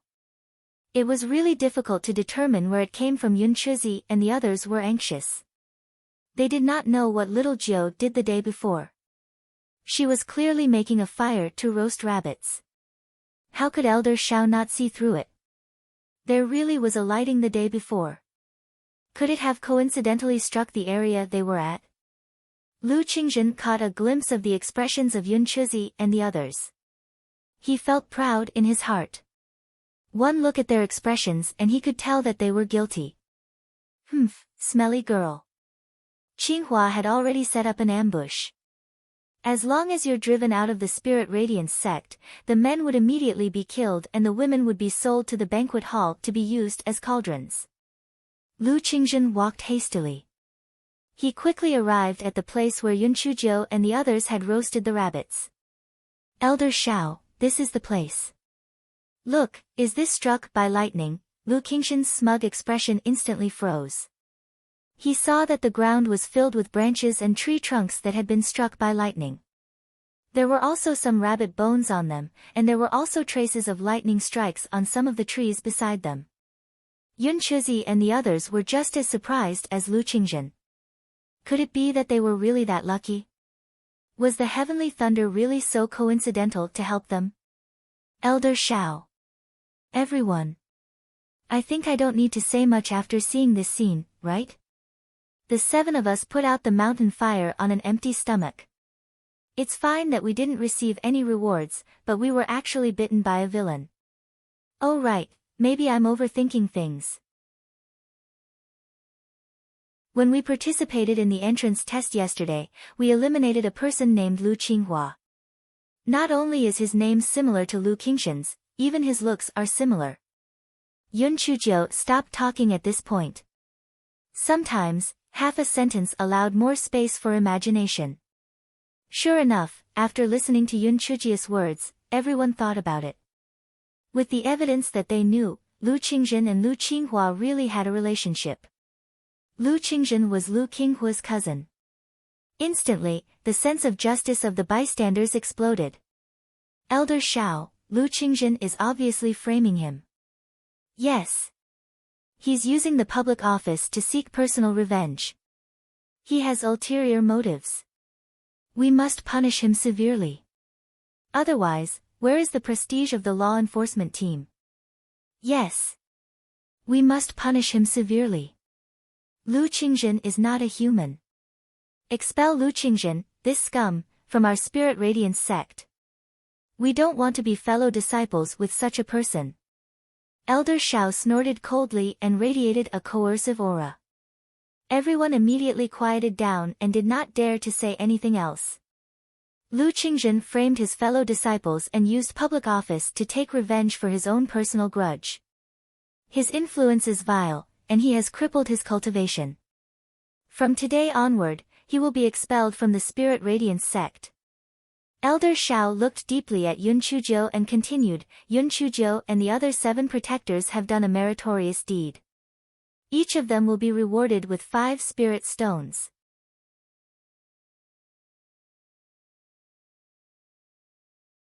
Chapter 141, Isn't it just a name? After hearing Elder Shao's decision, Lu Qingzhen's eyes rolled to the back and he fainted. Everyone cheered and praised Elder Shao for being fair. They even lamented that good versus evil would be rewarded in the end. Yun Chuzi and the others had mixed feelings in their hearts. If it was not for little Jiu being vigilant this time, they would definitely have been expelled from the sect. They must learn more from little Jiu in the future. As for Yun Chujiu, this fellow was actually secretly ridiculing them. This Elder Shao is really fucking stingy. He's only giving us 5 spirit stones. Before Elder Shao left, he gave Yun Chujiu a deep look and said, "Take good care of yourself." Then, he rode off and left. Good my ass. Tui. If it was not for the fact that this young lady was extremely intelligent, would she not have been chased out of the Spirit Radiance sect by an old fogey like him? Yun Chujo bowed deeply to everyone. Senior brothers and sisters, it's all thanks to everyone for upholding justice for us today. If it weren't for all of you, we might really been wronged. In terms of spiritual power, everyone here is stronger than us, and we don't have any great abilities either. However, when everyone comes to the cafeteria to eat, we will definitely do our best to help everyone. Yun Chujia's words unobtrusively flattered everyone, and then she expressed her gratitude from the bottom of her heart. When everyone heard this, their hearts were full and they all expressed that their actions were chivalrous and did not seek anything in return. Yun Chujo was escorted back to the cafeteria. It was lunchtime and the cafeteria was filled with people. After the onlookers entered, they began to ramble on and on about the incident. Those disciples who did not go felt regretful. They had actually missed such a wonderful show. However, these servants had really brought pride to Middle Peak. What they did was equivalent to slapping the West Peak Law Enforcement Agency in the face. Therefore, when it was time for dinner, many disciples started to pay attention to Yun Chujo and the others. When they saw Yun Chujia's shabby appearance, they felt a little pity and sympathy for her. Word spread like wildfire. Soon, almost everyone in the Spirit Radiance sect heard about this matter. Yun Chujo and the others immediately became famous, especially because Yun Chujo herself was too discerning. She was the youngest, the tankiest, and a good-for-nothing without any spiritual power. She even had a weird-looking handkerchief wrapped around her head and two small tails behind her head. Plus, she also had a fire-breathing crow as her spiritual pet. In the next few days, there were obviously many more people who came to the Middle Peak cafeteria for dinner than usual. Most of them were there to see Yun Chujo. Yun Chujo did not mind. She could just watch. After all, she would not lose a piece of meat if she did. During dinner that day, there was commotion in the cafeteria. It was among the female disciples. All of them looked at a person with watery eyes. That person walked over to Yun Chujo, who was serving the dishes. Junior sister Little Jiu, can we talk outside for a moment? Yun Chujo looked up and saw that it was Feng Ming. It was all thanks to him that she was able to enter the Spirit Radiance sect. Therefore, Yun Chujo smiled very brightly. Senior brother Feng Ming, long time no see. Yun Chujo greeted Elder Huang and followed Feng Ming out of the cafeteria. Little girl, I didn't expect that after a few days of not seeing you, you would become famous in the Spirit Radiance sect. Feng Ming said with some ridicule. Yun Chujo laughed dryly. Sorry for making you laugh. What famous person? Isn't it just a person's name? Feng Ming listened to Yun Chujia's interesting words and started chatting with Yun Chujo. Yun Chujo also felt that Feng Ming was experienced and knowledgeable. It was rare that he did not put on airs, so the more they chatted, the happier they became. In the end, Feng Ming even curiously touched the two little tails behind Yun Chujia's head. As soon as Feng Ming touched it, he felt his scalp go numb. His body was catapulted outside and it fell to the ground in a sorry state.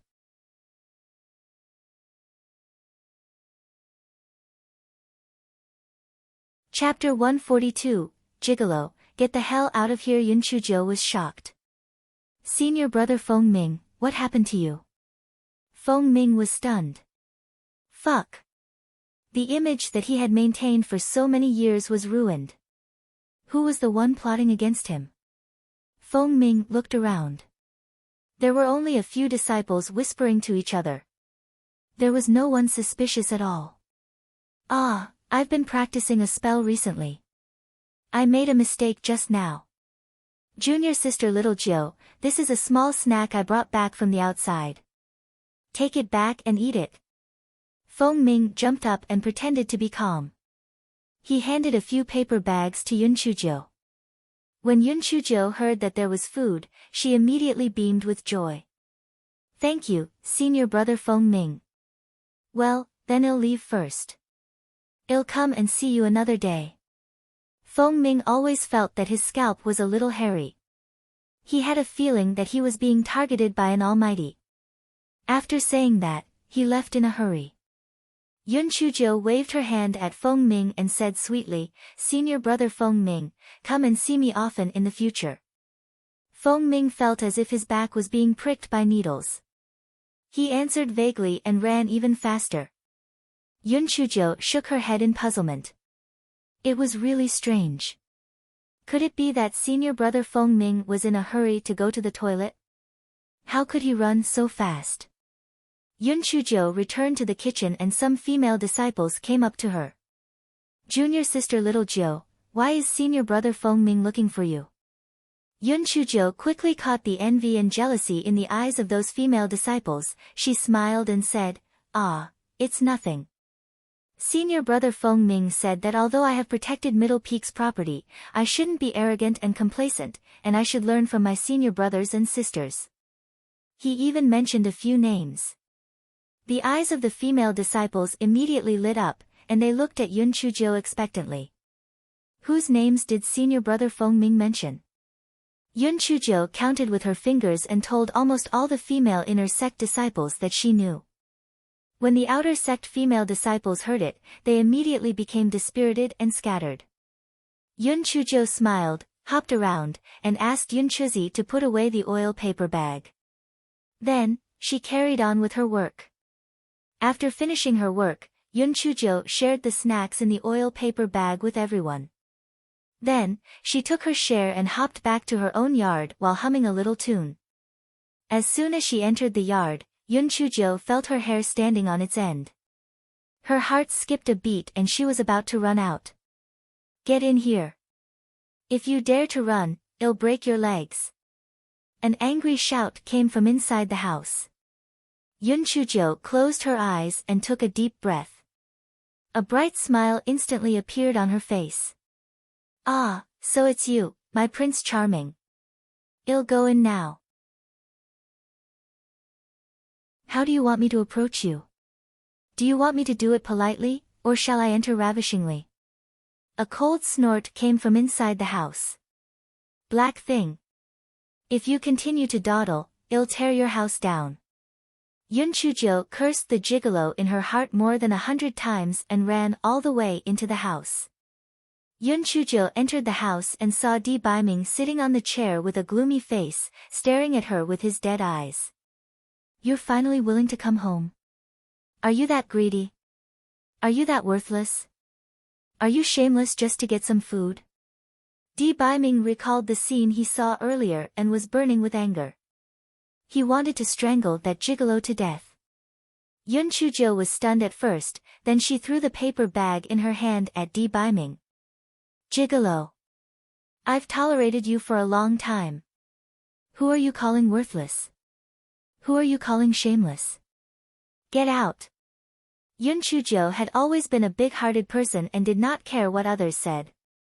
However, for some reason, when she heard Di Baiming's words, her heart blazed like hellfire. If she did not vent her anger, she would go crazy.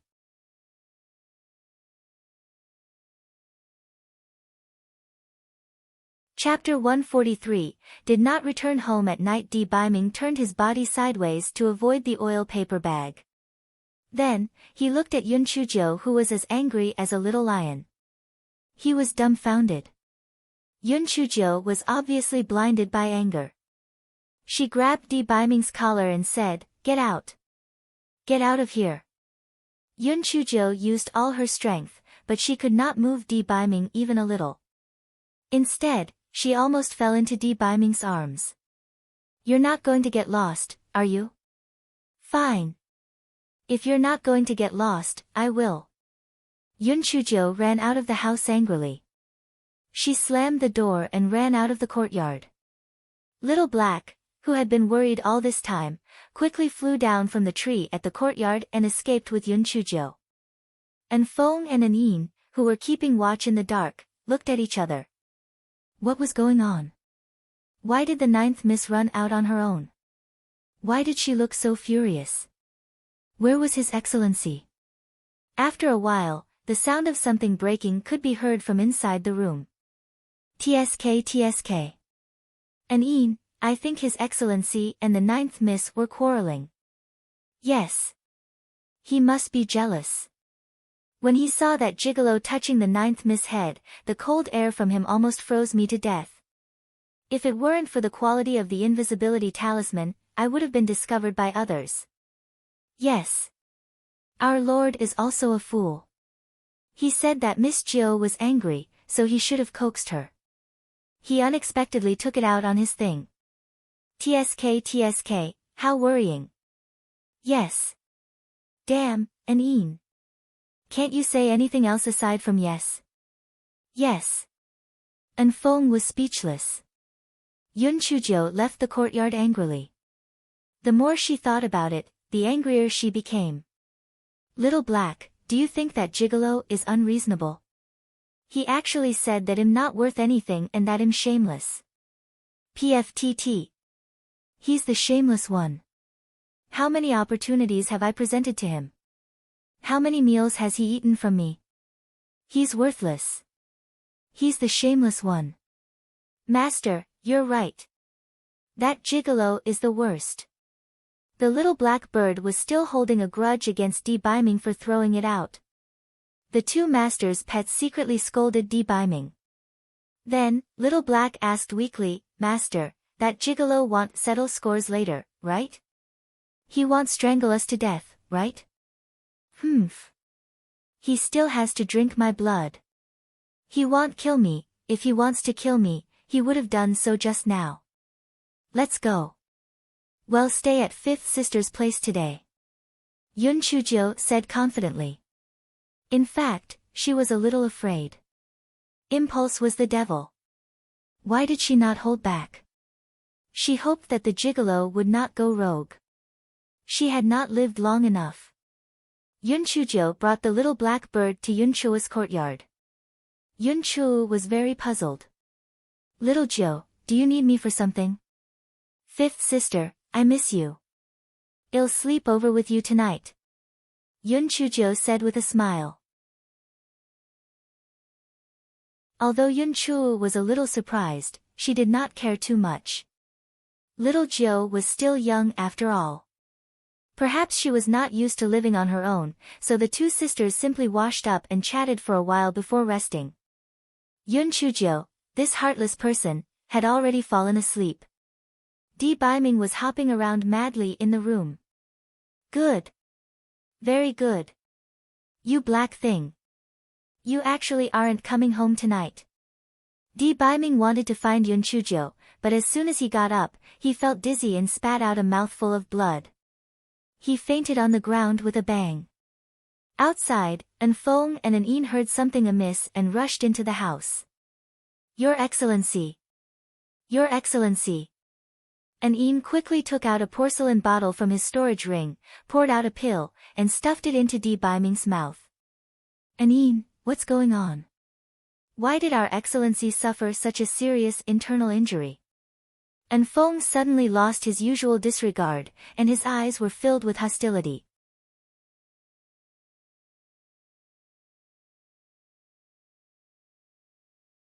Chapter 144, Liar, could it be that that person has also come to Qingxian continent? Besides him, I really can't think of anyone else who could injure our revered sir so badly. An Feng's expression froze. An nodded. Yes, but he didn't gain any benefits either. His injury is even worse than our revered sir's. Humph. Our revered sir is too honest. If he was as calculative as the ninth miss, he would have already dealt with that person. Right, I'll go look for the ninth miss. Perhaps her blood would be beneficial to our revered sir's injury. An Feng turned around and ran to Yun Chuo's courtyard after he finished speaking. He knocked on the door a few times. Miss Jiu, your master is here. He wants to see you. Yun Chujiu and Yun Chuo were startled awake. Yun Chuo was a little confused. Little Jiu, why is your master here? Isn't there someone guarding the Spirit Radiance Sex Mountain Gate? Yun Chujiu gritted her teeth secretly. It must be the gigolo who sent An Feng to capture her. She would not fall for his trick. An Feng, the first courtyard on the left is my courtyard. Let master rest at my place for a night. I'll see him tomorrow morning. Miss Jiu, your master is seriously injured. If you don't go over, I'm afraid you won't be able to see him anymore. And Feng tried really hard to get Yun Chujiu back. Yun Chujiu curled her lips. Who the fuck are you lying to? That gigolo had just scolded me just now. How did he get seriously injured in such a short time? Seriously injured my ass. However, Yun Chu was shocked. Little Jiu, what are you standing there for? Hurry up and go take a look. I'll go with you. Seeing how worried Yun Chu was, Yun Chujiu could only say, Fifth sister, I'll go take a look. You don't have to go. My master has an ugly appearance and a strange temper. He also has epilepsy once in a while, so he can't meet outsiders. Outside, and Feng staggered. Miss Jiu, you're blatantly slandering our honored master. How could our honored master have an ugly appearance? Although his temper isn't that great, it can't be said that he has epilepsy, right? Besides, fifth sister, my master and the others sneaked into the Spirit Radiance sect. If they're discovered, it would be a great crime. The fewer people know, the better. Seeing that Yun Chujiu was insistent, Yun Chu could only give up and repeatedly remind her not to disobey her master, and that she must be more careful. Yun Chujiu obediently nodded her head and agreed. She put on her coat and left the house. Little Jiu rolled her eyes. Master, are they trying to trick us into going back? To kill us, silence us, and destroy the evidence. What's there to be afraid of? If worst comes to worst, I'll just kneel down and beg for mercy. Anyway, he said that I'm shameless. Yun Chujiu said indifferently. Little Black was speechless. Master, you really don't have any moral integrity. Yun Chujiu glanced at Feng. Did the gigolo ask you to get me back? Gigolo? Feng was stunned for a moment before he realized that Yun Chujiu was referring to their master. He almost knelt down for Yun Chujiu. My ninth miss, no wonder your esteemed self was so angry. You actually dared to call His Excellency a gigolo? His Excellency didn't strangle you on the spot all thanks to your ancestors. That. Ninth miss, don't use this title in the future. Otherwise, His Excellence won't be able to control his temper every time. Feng felt that it was better to remind Yun Chujiu. That person told you to lie to me to get me back. Yun Chujiu decided to sideline the term Prince Charming. Pfft. Only that annoying person was not worthy of the term Prince Charming. That person. Ah. His Excellency is indeed seriously injured. It was already very serious. If he was angered by you again, he would have vomited blood. Otherwise, our Lord would have personally come to invite you back.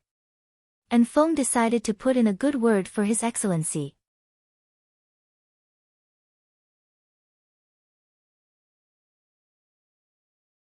Chapter 145, Fell asleep, I angered him till he vomited blood. Do you think that he is Zhou Yu, and I am Zhuge Liang? He vomited blood because of me. If I could make him vomit blood by angering him, I would have thought of a way to piss him to death. Yun Chujiu rolled her eyes.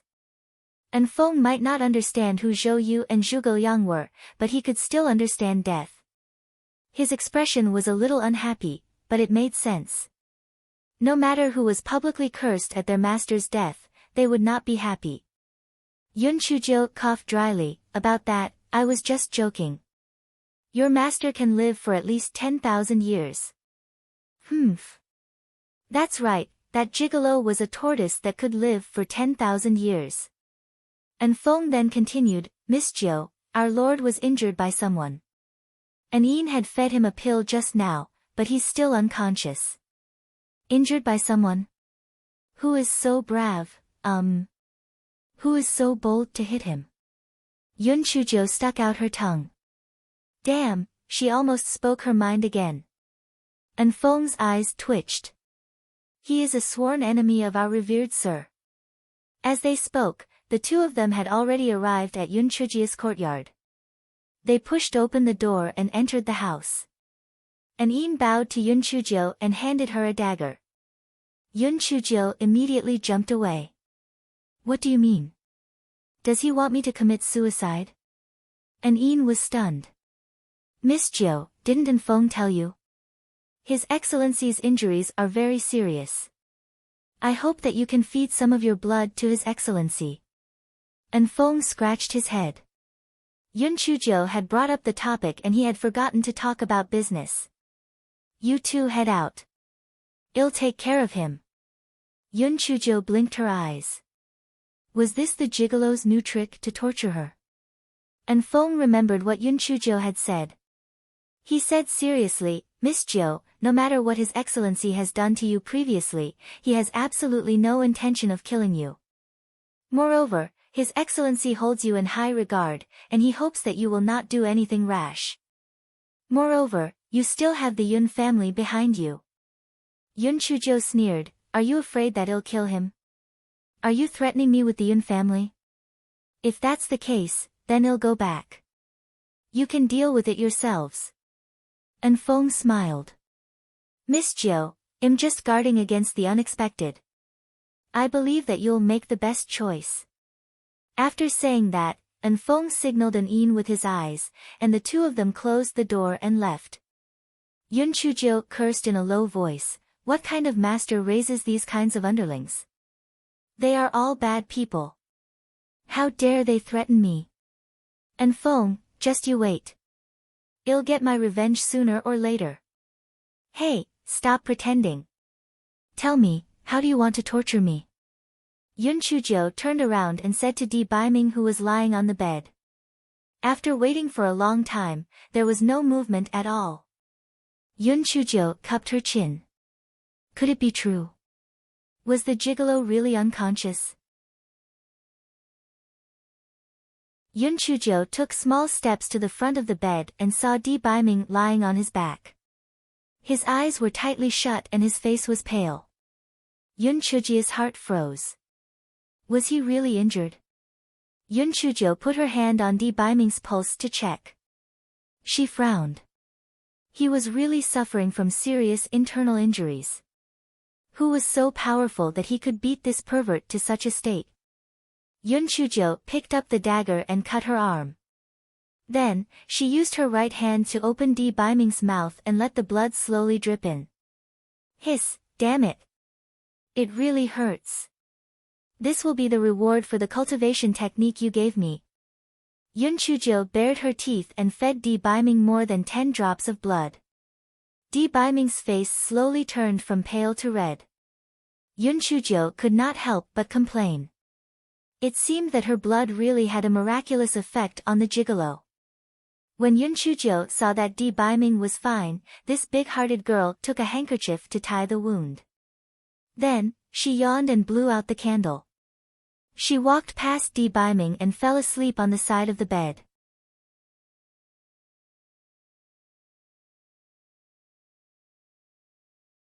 Chapter 146, The Gigolo Wants to Settle Scores in his sleep. Di Baiming felt that his limbs were tightly wrapped by an 8-clawed demonic fish. He was suddenly startled awake. Di Baiming opened his eyes and could not help but be in a trance. Although he did not light a candle, the moon was very bright that night and the room was well lit. He saw Yun Chujio resting one arm on his chest and one leg on his leg. She was sleeping soundly. Saliva dripped from the corner of her mouth and she smacked her lips from time to time. The corner of Di Baiming's eyes twitched and he said in a low voice, so ugly. Di Baiming glanced at the handkerchief wrapped around Yun Chujio's arm. There were faint traces of blood on it and he immediately figured the whole story.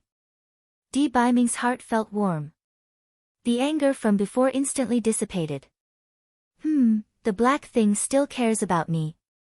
Those words from before must have been angry words. I will not lower myself to her level. Di Baiming carefully moved Yun Chujio's arms and legs away, and then stretched out his arms to wrap them around Yun Chujio's waist. He raised his eyebrows slightly. Black thing, seeing that you're treating my injuries, I'll reluctantly hug you. Black thing is really too thin, she should be well nourished. This thought flashed through Di Biming's mind before he fell asleep. Wake up. Wake up. Let's go to work. Along with the sound of the bell, old Huang's energetic voice sounded. Yun Chujiu frowned and mumbled, it's so annoying. I have to wake up so early every day. Ah, looking at the handsome face in front of her, Yun Chujiu almost choked on her own saliva. Some scenes from the day before flashed through Yun Chujiu's mind quickly. Then, her gaze fell on Di Biming's arm who was holding onto her waist. Yun Chujiu carefully shouted, Prince Charming. Prince Charming. This guy had long forgotten what she said yesterday. For her life, not only would she call him Prince Charming, she could even call him Ancestor. Di Biming did not react at all. He even lifted one of his legs and put it on Yun Chujiu's body. Yun Chujiu was so angry that she gritted her teeth. She really wanted to kick this gigolo down but... Ugh! She did not dare. Prince Charming. Prince Charming. Yun Chujiu called out a few more times but Di Biming still did not respond. Yun Chujiu could only rely on her courage to carefully move Di Biming's arm down, and then move her leg down again. Just when she was relieved, Di Biming stretched out his arm again and wrapped it around Yun Chujiu's waist. Yun Chujiu could only carefully move away again, but she did not expect Di Biming to press his leg up on her again. After a few times, Yun Chujiu was furious. This gigolo must have done it on purpose. Even if he was a dead man, he should have woken up by then. Yun Chujiu rolled her eyes and said sneakily, forget it. At worst, I just won't go to work. I can't let go of such a good opportunity today. TSK, this body of my Prince Charming is really too fantastic. I didn't get to see enough last time. This time I can take off his clothes and have a good look. Yun Chujiu stretched out her claws to take off Di Biming's clothes. Di Biming's eyelashes trembled. He opened his eyes and said in astonishment, Black thing. How did you climb onto my bed? Get out. Prince Charming, you're wrong. I almost died from blood loss last night because of you. You don't even thank me and want me to get out. You won't have any friends like this. Yun Chujiu pointed at her left arm. Died because of you. If you didn't make me so angry that I vomited blood, why would I faint? Di Biming recalled what happened last night and frowned. Yun Chujiu almost gave herself a big slap. It was over. The gigolo was going to get even. Di Biming sat up and stared at Yun Chujiu gloomily. You said I was a gigolo yesterday. And you said I was worthless and shameless? And you asked me to get lost?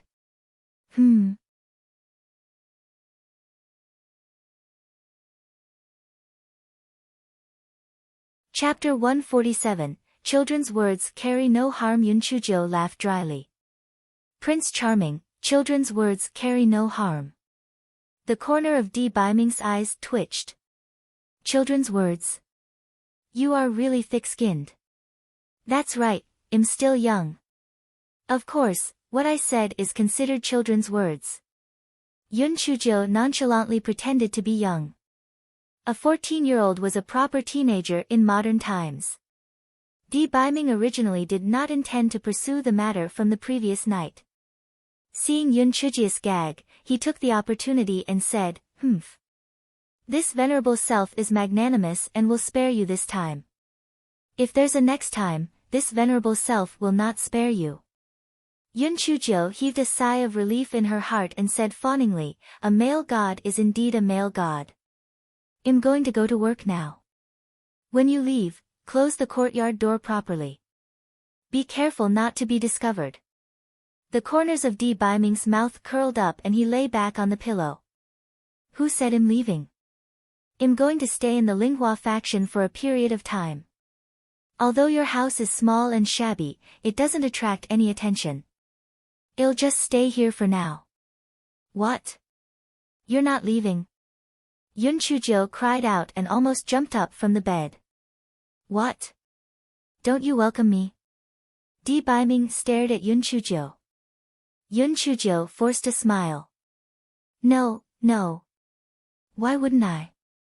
I can't wait to see you every day. I'm too happy. Yes, I'm too excited. That's good. If you don't welcome me, just say it. I won't stay. Yun Chujo cursed in her heart. Damn it, do I dare to say it? If I do, this damn gigolo would strangle me to death. Then, Prince Charming, you take care of your own safety. I'll go to work now. Yun Chujo climbed out of bed and put on her shoes as she said carefully. This is for you. Don't eat the thing that bird gave you. Di Baiming took out a fruit from his storage ring. Yun Chujia's eyes lit up. It was the same kind of spiritual fruit that she ate last time. She immediately beamed and said, Thank you, Prince Charming. You're too kind.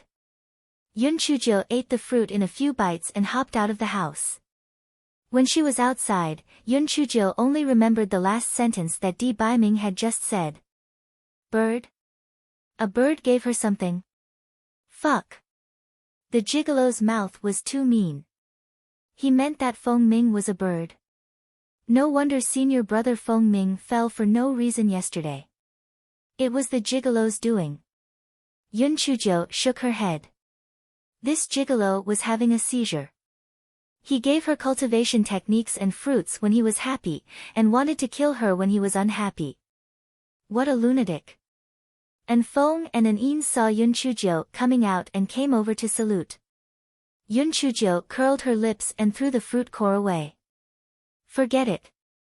I'm not worthy of your salute. Yesterday, you even threatened me with the Yun family. And Feng chuckled. Miss Jiu, things are urgent. I was also anxious because I was afraid that you would regret it in the future if you acted rashly. Our esteemed sir is a man who is hard to find in this universe. Don't lose him. Hide well and don't drag me into it. It wasn't easy for me to enter the Spirit Radiance sect. I don't want to be chased out the moment I enter. Yun Chujo thought to herself. Hard to find in the universe. I don't want him even if you gave him to me for free. What the heck? He's mental. And Feng said proudly, Miss Jiu, don't worry about this. Unless the Spirit Radiance sect's sect master and elders pay attention to this courtyard, there won't be any problems. That's good. I'm going to work now. You guys watch the house for me obediently. Yun Chujo put her hands behind her back and walked away in a smug manner.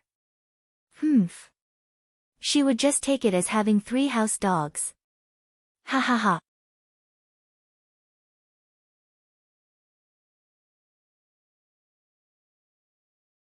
Chapter 148. Men and women dining together is not tiring. When Yun Chujo arrived at the dining hall, Yun Chu immediately came over and asked in a low voice, Little Jiu, how's your master? He's fine. He's already gone. My master likes to be mysterious. It wasn't a serious injury in the first place. Yun Chujo said nonchalantly. When Yun Chu heard this, she was finally relieved. She returned to her post and began to wash the vegetables. After a few days, Yun Chujo had become very familiar with the people in the big kitchen, especially the few people in charge of the fire. Seeing that Yun Chujo was young, they let her take charge of only one pit. Yun Chujo slowly started the fire. She was thinking that her house would be occupied by the gigolo. For the next few days, she would go to Fifth Sister and the others to take turns living there. She did not believe that the gigolo would have the nerve to try and force her back. Yes, that's right. Let's do it. After finishing work that day, Yun Chujo held Yun Chua's arm and said sweetly, Fifth Sister, I'll sleep over with you today. Yun Chu also wanted to ask Yun Chujo about her master in detail, so she agreed readily. Yun Chujo thought proudly in her heart. Gigolo, you can be my watchdog. Humph. I can't afford to fight and hide. Just as Yun Chujo arrived at Yun Choa's door, Little Black flapped its short wings and flew over. Master! Master!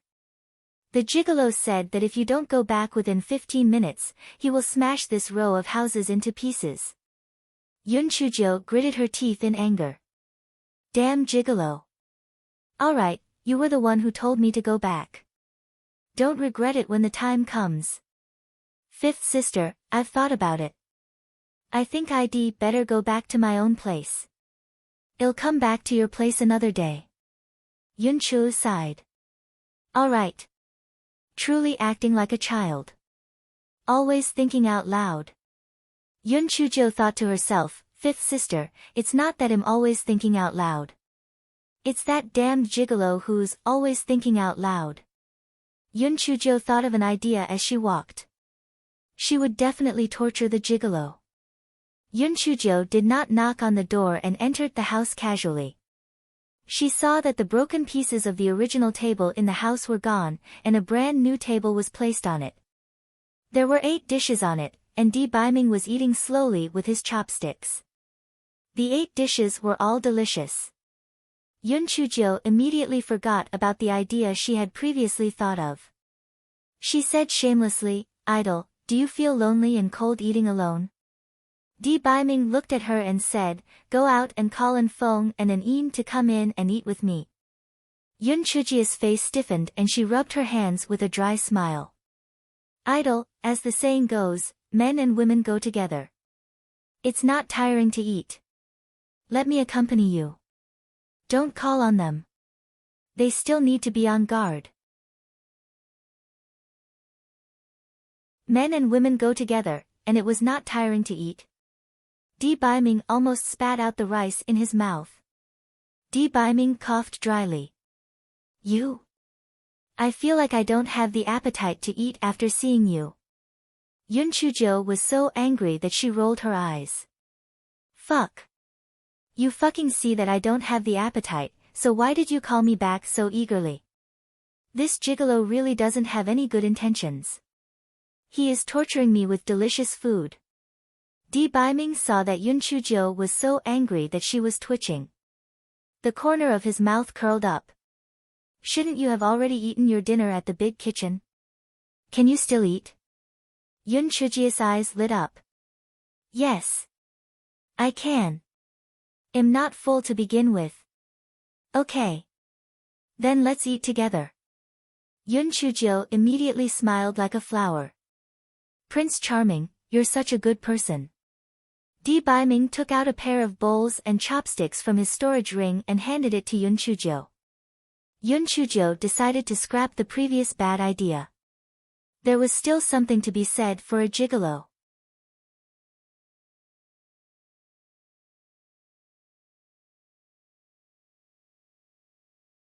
Chapter 149. Indeed, a nouveau riche. Yun Chujo could not wait to pick up a piece of food and put it into her mouth. Then, her eyes narrowed into slits as she wolfed down the food. Di Biming put down his chopsticks after a few mouthfuls. Seeing that Yun Chujo was enjoying the food, the corners of his mouth curled up slightly. If he continued to feed the black thing like this, it would definitely gain weight. When the time came, he would not have to hug it anymore. Yun Chujo did not know about Di Biming's fattening up plan. The taste of the meal was really too good. It was 100 times better than the food cooked in the big kitchen. In the end, when she could not eat anymore, she reluctantly put down her chopsticks. At that moment, she was thinking, sigh, it would be great if I could use the storage bag publicly. Then, I could save these leftovers for tomorrow's meal. Di Biming saw that Yun Chujo had finished eating. He waved his hand and the leftovers on the table disappeared.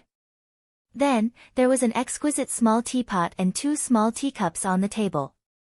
Prince Charming, how did you know that I was thirsty? You're so considerate. You're the most generous person that I've ever met. Yun Chujo had food and drink, and her small mouth was full of compliments. Di Biming barely managed to control the corner of his mouth that kept rising. He nodded lightly and began to savor the tea. Yun Chujo was like a cow chewing on a peony. She tried the tea to see that it was not hot and drank it in one gulp. Then, she poured herself one cup after another. After pouring a few cups, Yun Chujia's eyes lit up. Prince Charming, how can your teapot be so good at storing tea? After pouring so many cups, the flavor of the tea is still so robust. Di Baiming saw that Yun Chujia's eyes were sparkling, and the little tail on the back of her head was trembling. His heart inexplicably felt weak. He smiled and said, "This is the heaven and earth teapot. It actually has a big space cloaked in this small item. A rich man. Indeed a rich man. Too rich." Yun Chujio said enviously, "Prince Charming, you're really too rich. Not only do you have a storage ring, you even have a teapot that can store things. Sigh, unlike me. I have a low-level broken storage bag that I can't use publicly." Di Baiming raised his eyebrows. "Why can't you use it publicly?" "Prince Charming, didn't you tell me? I'm at level 3 of the spirit cultivator realm. I can't let anyone know that I can release my spiritual power. I remember everything you said. That's why I didn't dare to say that I can use my storage bag, so I left it with my fourth brother." Yun Chujio seamlessly expressed her loyalty. As expected, when Di Baiming heard that Yun Chujio was so obedient, his mood improved. He thought for a while, then took out a small ring from his storage ring and handed it to Yun Chujio. "This ring is the same as my storage ring. It can be hidden according to the master's wishes. Drop your blood in to refine it." Before Di Baiming finished his sentence, Yun Chujio snatched the ring away. She was no longer afraid of pain. She bit her middle finger with her little white teeth and dripped her blood on the ring. "Ha ha ha. You can really hide things in here. My Prince Charming, you're so cute. I love you so much." Yun Chujio was jumping up and down in joy. Now, she liked Di Baiming 100 times more. Di Baiming looked at Yun Chujio's lively appearance. The corners of his mouth curled up and his eyes were full of love. "My Prince Charming, you're so good to me. I can't repay you. In the future, you can drink my blood as much as you want, as long as you don't drink me to death." Yun Chujio said with a smile. When Di Baiming heard Yun Chujio's words, he felt inexplicably uncomfortable in his heart. "Did you think I gave you something just to drink your blood?" Di Baiming's face sank immediately. "Get out. I want to cultivate."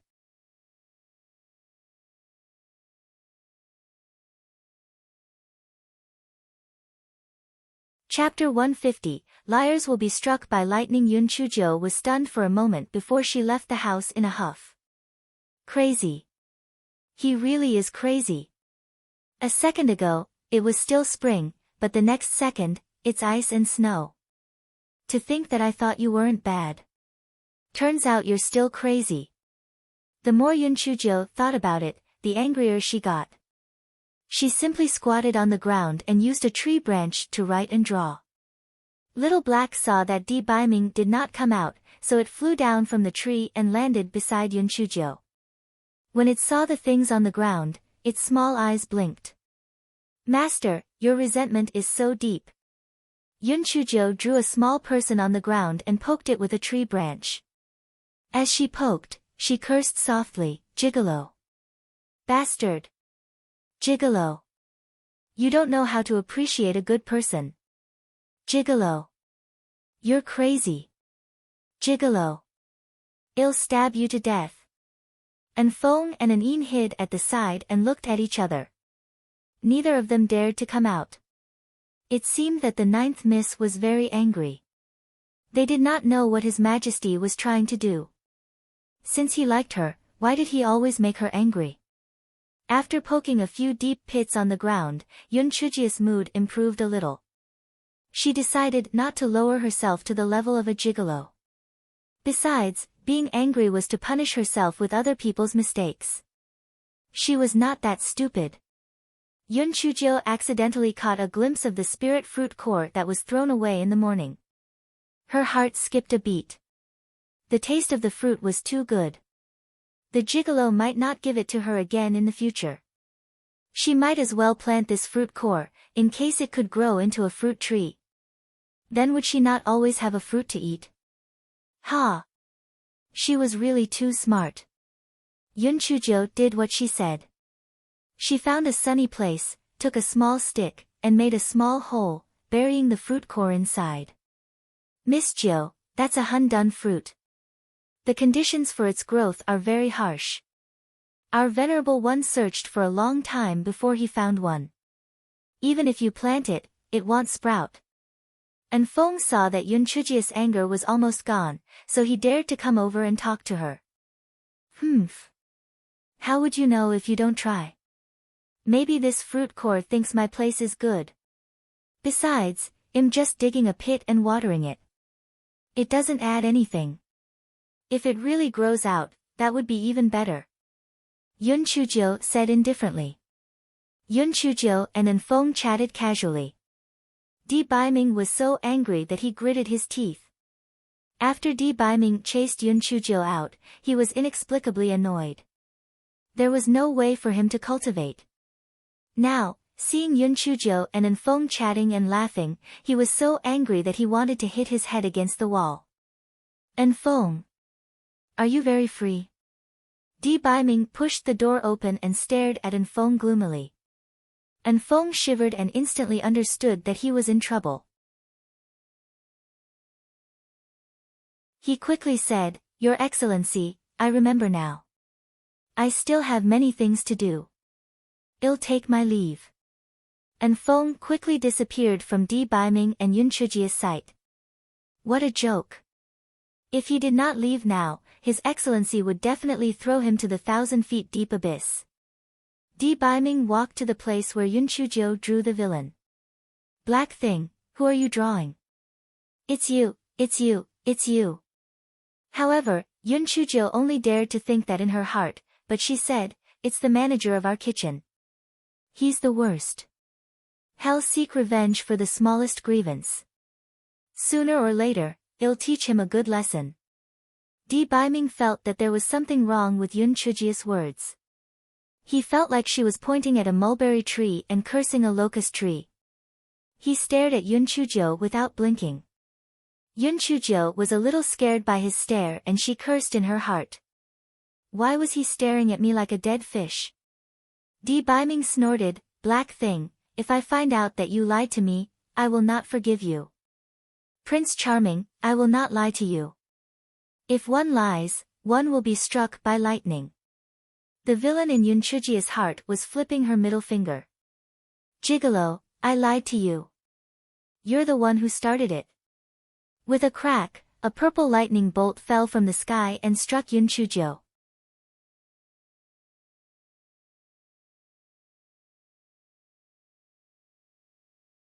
Chapter 151, The small flame was suppressed once again. Yun Chujo was completely dumbfounded.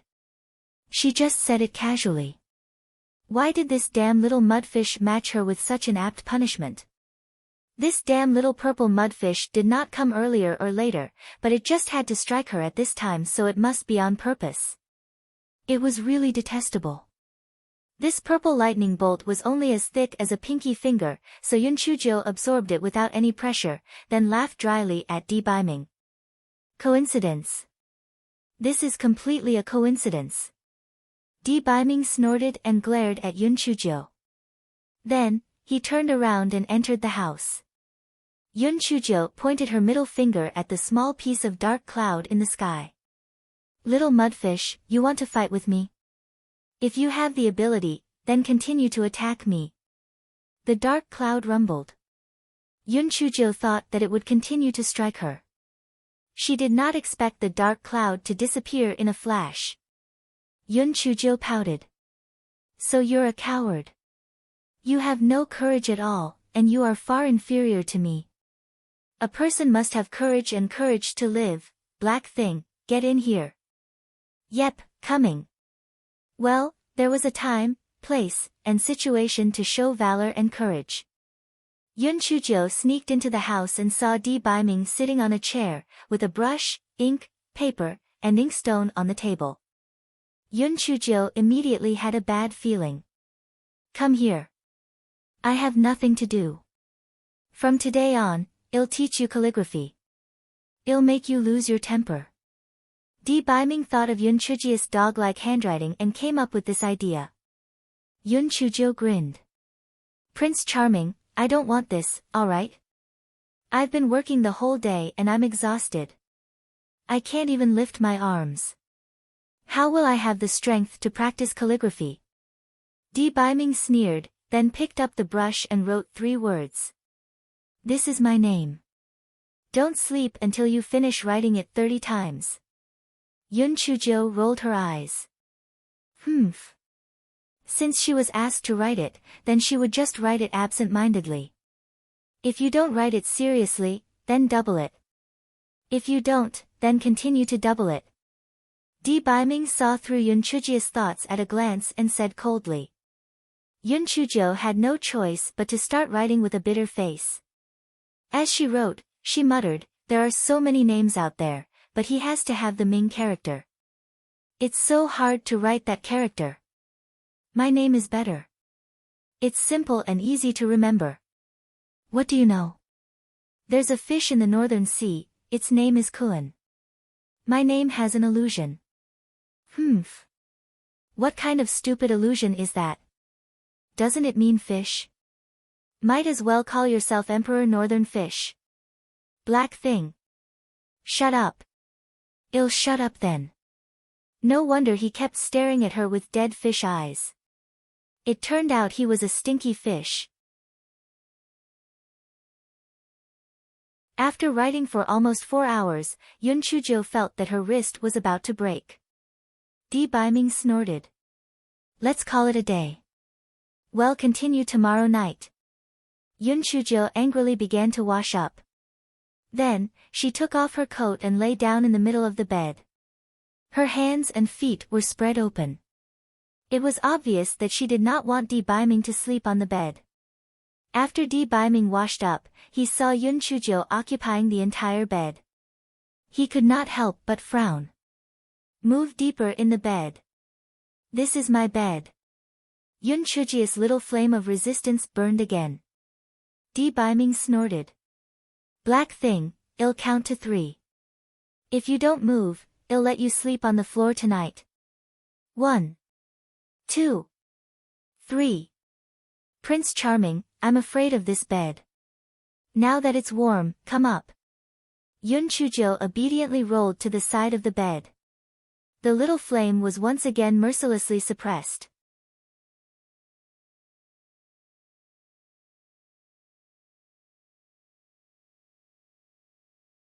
Chapter 152, What's Mine is Yours. Yun Chujia's heart was filled with tears. As expected, whoever played the strongest fist would have their way. Gigolo, just you wait. When I become stronger, I'll sleep on the bed and let you kneel on the ground and sing me a lullaby. Di Biming's lips curled up. He took off his coat and lay on the outer corner of the bed. Yun Chujia's eyes rolled around and she had another idea. Prince Charming, as the saying goes, men and women should not be intimate. It's not good for us to sleep on the same bed, right? Well, what you said makes sense. In that case, you can sleep on the ground. Ah, ha ha ha, I'm joking. I'm still young, so I can't be considered a woman. There's no need to avoid suspicion. Di Biming raised his eyebrows. Have you forgotten? There's another saying that men and women have different seats at the age of 7. So for your reputation, you'd better sleep on the ground. Why do I need to sleep on the ground, and not you? Yun Chujo shouted very loudly in the first half of her sentence. The second half of her sentence became quieter and quieter under Di Biming's gaze, like the chirping of a mosquito. Di Biming retracted his gaze and said lightly, because it's your reputation that's bad, not mine. Humph. This is my bed. Yun Chujo deliberately emphasized the word my. Oh. Since you want to be calculative, then return the ring that I gave you to me. As well as the cultivation technique, the spirit fruit, the food, and, Prince Charming, I'm just joking. Isn't mine yours? It's getting late, let's go to bed early. Ah, I'm so sleepy, I'm falling asleep. Yun Chujo closed her eyes and covered her head with the quilt, pretending to snore. Di Baiming watched Yun Chujo shrink into the quilt like a little quail and could not help but laugh. He waved his hand and extinguished the candle. Yun Chujo saw that Di Baiming had stopped talking, so she secretly stuck her head out. Damn, that was close. If she were to lose a storage ring because of a bed, it would be a huge loss. If they slept together, so be it. It was not like they had never slept together before. Although the gigolo was despicable, he did not look like a pervert. Moreover, she looked so dry. He probably would not be able to bring himself to bite her. After Yun Chujo comforted herself, she fell asleep very quickly. On the other hand, Di Baiming could not fall asleep no matter how hard he tried. Hence, he turned his body to look at Yun Chujia's sweet sleeping face in a daze. Huh. The black thing seemed to be much fairer than when he first saw it. Actually, the black thing was not that ugly. Her facial features were quite exquisite. If she was fairer, it would still be acceptable. Di Baiming looked at it and could not help but reach out to touch Yun Chujia's face. It was quite smooth.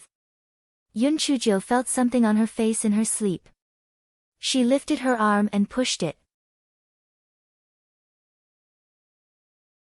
Then, she turned around and fell asleep.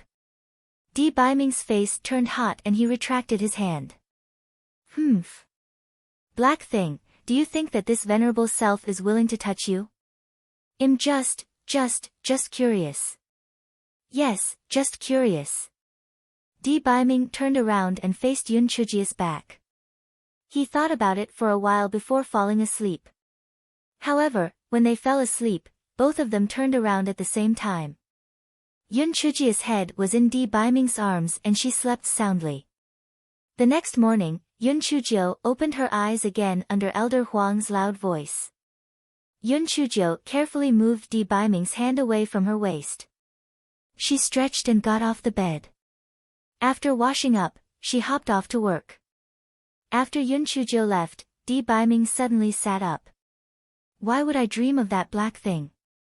And dream about? How is this possible? It must be because my true self had been injured recently and was not at ease. Yes, that must be the case.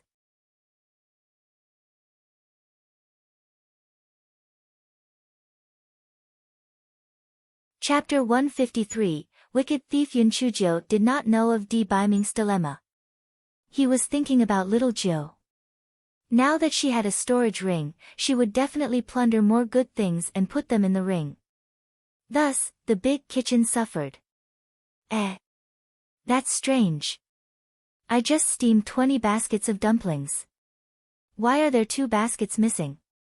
Why are there 3 pots missing from the steamed dumplings? There were 20 pots of stewed beef, why are there only 16 pots left? Yun Chujo saw that things seemed to be getting out of hand, so she finally stopped. She followed the crowd and scolded the wicked thief for stealing the food. Elder Huang searched for a long time but still could not find the reason, so he could only let it go. Perhaps everyone remembered it wrongly. Yun Chujo, go and send this storage bag to the alchemy room. Inside is the food senior brother Zhang Ji asked for.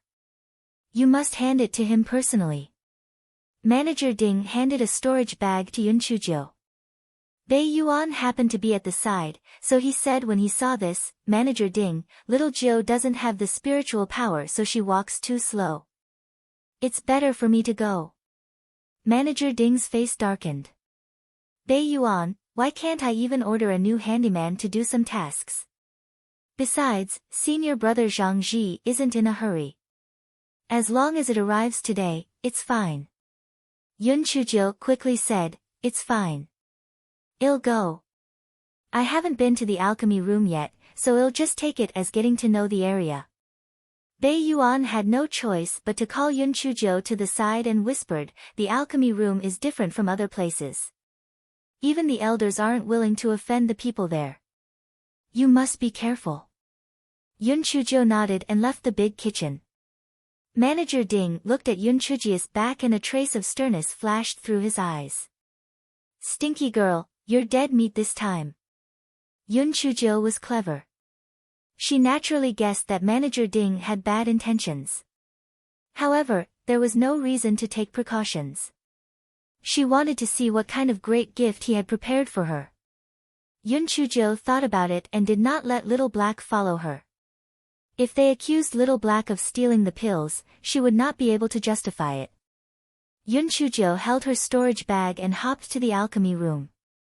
Pills were extremely important to a sect, so the alchemy room was located near the top of Middle Peak. The spiritual energy there was very rich, and it was also beneficial to the alchemist's cultivation. Along the way, she met many disciples. As most of them had been to the cafeteria, Yun Chujo greeted them as if they were friends. Ah, senior brother, you're even more handsome than a few days ago. Senior sister, I almost didn't recognize you after not seeing you for a few days. You've become more beautiful again. Senior sister, this acupink dress you're wearing really suits your skin color. You're like a fairy. Everyone liked to hear good things. When they saw how well Yun Chujo spoke, they naturally replied as well. Yun Chujo said that she had been sent by Manager Ding to the pill refining room to deliver something to senior brother Zhang Ji. Yun Chujo noticed that there were a few people who heard her and their eyes flickered. When Yun Chujo saw this, she became curious and intentionally or otherwise, started conversing even more. Little girl, let me tell you. I accidentally found out that senior brother Zhang Ji is related to Lu Qingzhen, who was expelled from the sect a few days ago. Yeah, I also heard that senior brother Zhang Ji is Lu Qingzhen's cousin. You should be careful. Senior brother Zhang Ji is highly regarded by Elder Qi of the pill refining room. He is about to be accepted as a personal disciple. He is currently in the limelight. You must not offend him. After Yun Chujo thanked everyone, she was on her way up the mountain again. She would not offend anyone if they did not offend her. It was fine if Zhang Ji did not offend her.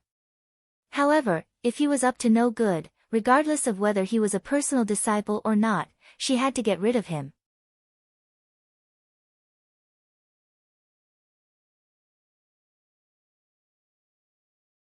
Chapter 154. Strange thoughts. After walking for more than 2 hours, Yun Chujo finally saw the pill refining room. Before she even got close to the pill refining room, 2 servants shouted, "Stop! This is an important place for pill refining. No one is allowed to enter." Yun Chujo said with a smile, "Thank you for your hard work, senior brothers." From the big kitchen. Manager Ding of the Ding army asked me to deliver food to senior brother Zhang Ji. One of the servants looked at Yun Chujo and said, "Are you Yun Chujo? You look exactly like the rumors. Go in and come back quickly." Yun Chujo thanked him and asked about the alchemy room where Zhang Ji was. Then, she headed to the alchemy room. As soon as she entered the alchemy room, she smelled the rich aroma of pills. Yun Chujo had always had a different way of thinking. The first thought that flashed through her mind at that moment was that the smell was similar to the taste of toffee. It was caramelized and fragrant. It had been a long time since she had eaten sugar. Yun Chujo came to the number 7 alchemy room where Zhang Ji was. She said respectfully at the door, "Senior brother Zhang, I'm from the big kitchen. Manager Ding asked me to bring you some food. Come in." A man's voice came from inside. Yun Chujo pushed the door open and a wave of hot air mixed with the medicinal aroma assaulted her face. A man was refining pills with his back facing her. Yun Chujo watched the man's movements with curiosity. The man kept forming seals and adding medicinal herbs into the furnace. The medicinal fragrance in the furnace became stronger and stronger. Finally, the man stopped and took out 6 pills from the furnace and placed them on a jade plate to cool down. Yun Chujo looked at the 6 pills on the jade plate and suddenly had the thought of swallowing all the pills into her stomach. The thought was so strong that Yun Chujo was in a daze. The man turned around and looked at Yun Chuzhou. Did Manager Ding send you here? The man saw that Yun Chuzhou was stunned and did not reply. A trace of pride flashed in his eyes, and he raised his voice and asked again. Yun Chuzhou finally came to her senses. She nodded and handed the storage bag forward. Senior brother Zhang, Manager Ding asked me to give this to you. Zhang Ji took the storage bag and opened it to take a look. He then turned around to search on the shelf. He then took out a white porcelain bottle and handed it to Yun Chuzhou. Bring this back to Manager Ding. Yun Chuzhou nodded in agreement and turned around to leave. She then obediently closed the door and left the alchemy room. Zhang Ji could not help but sneer. Qingzhen was really a good-for-nothing. He had actually allowed such a dark girl to enter Spirit Radiance sect. However, that dark girl had already inhaled the intoxication for 3 days. In less than 3 days, she would definitely die silently in her sleep. If an unimportant handyman died, then so be it. No one would pay attention to it. He could be considered to have avenged Qingzhen. As for the other 6, there were plenty of opportunities to take care of them. Huh? Why was one of the spirit-gathering pills that he had just refined missing? The black girl had stolen it. No way. She did not have any spiritual power, so it was impossible for her to do anything right under his nose. Perhaps he had remembered wrongly. He refined 5 pills just now. Yun Chuzhou walked out of the pill refining room, feeling a little puzzled. Strange. Zhang Ji did not make things difficult for her, nor did he frame her. However, that Zhang Ji's eyes were clearly filled with hatred for her, and there was even a hint of complacency. Could he have done something? An alchemist? Could it be that he had poisoned her? Yun Chuzhou recalled the fragrance she smelled when she pushed the door open. She thought to herself, oh no. I must have been tricked. What should I do? Yun Chuzhou recalled the pill that she had accidentally stolen in the pill room. At that time, she did not know why she wanted to swallow those pills so badly. If not for her strong will, she might have swallowed those pills on the spot.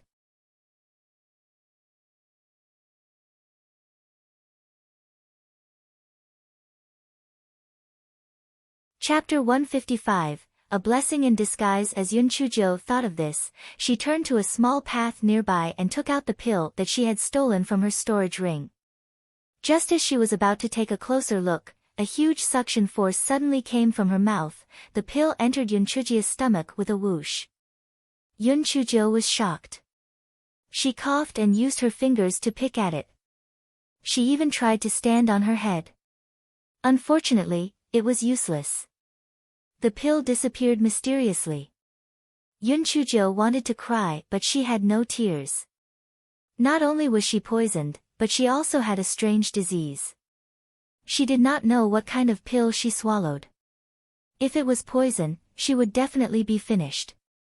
Yun Chuzhou went back to the kitchen with her head dropped. She handed the porcelain bottle to Manager Ding. Then, she pretended to be sick with Elder Huang and went back to the dormitory with a sad face.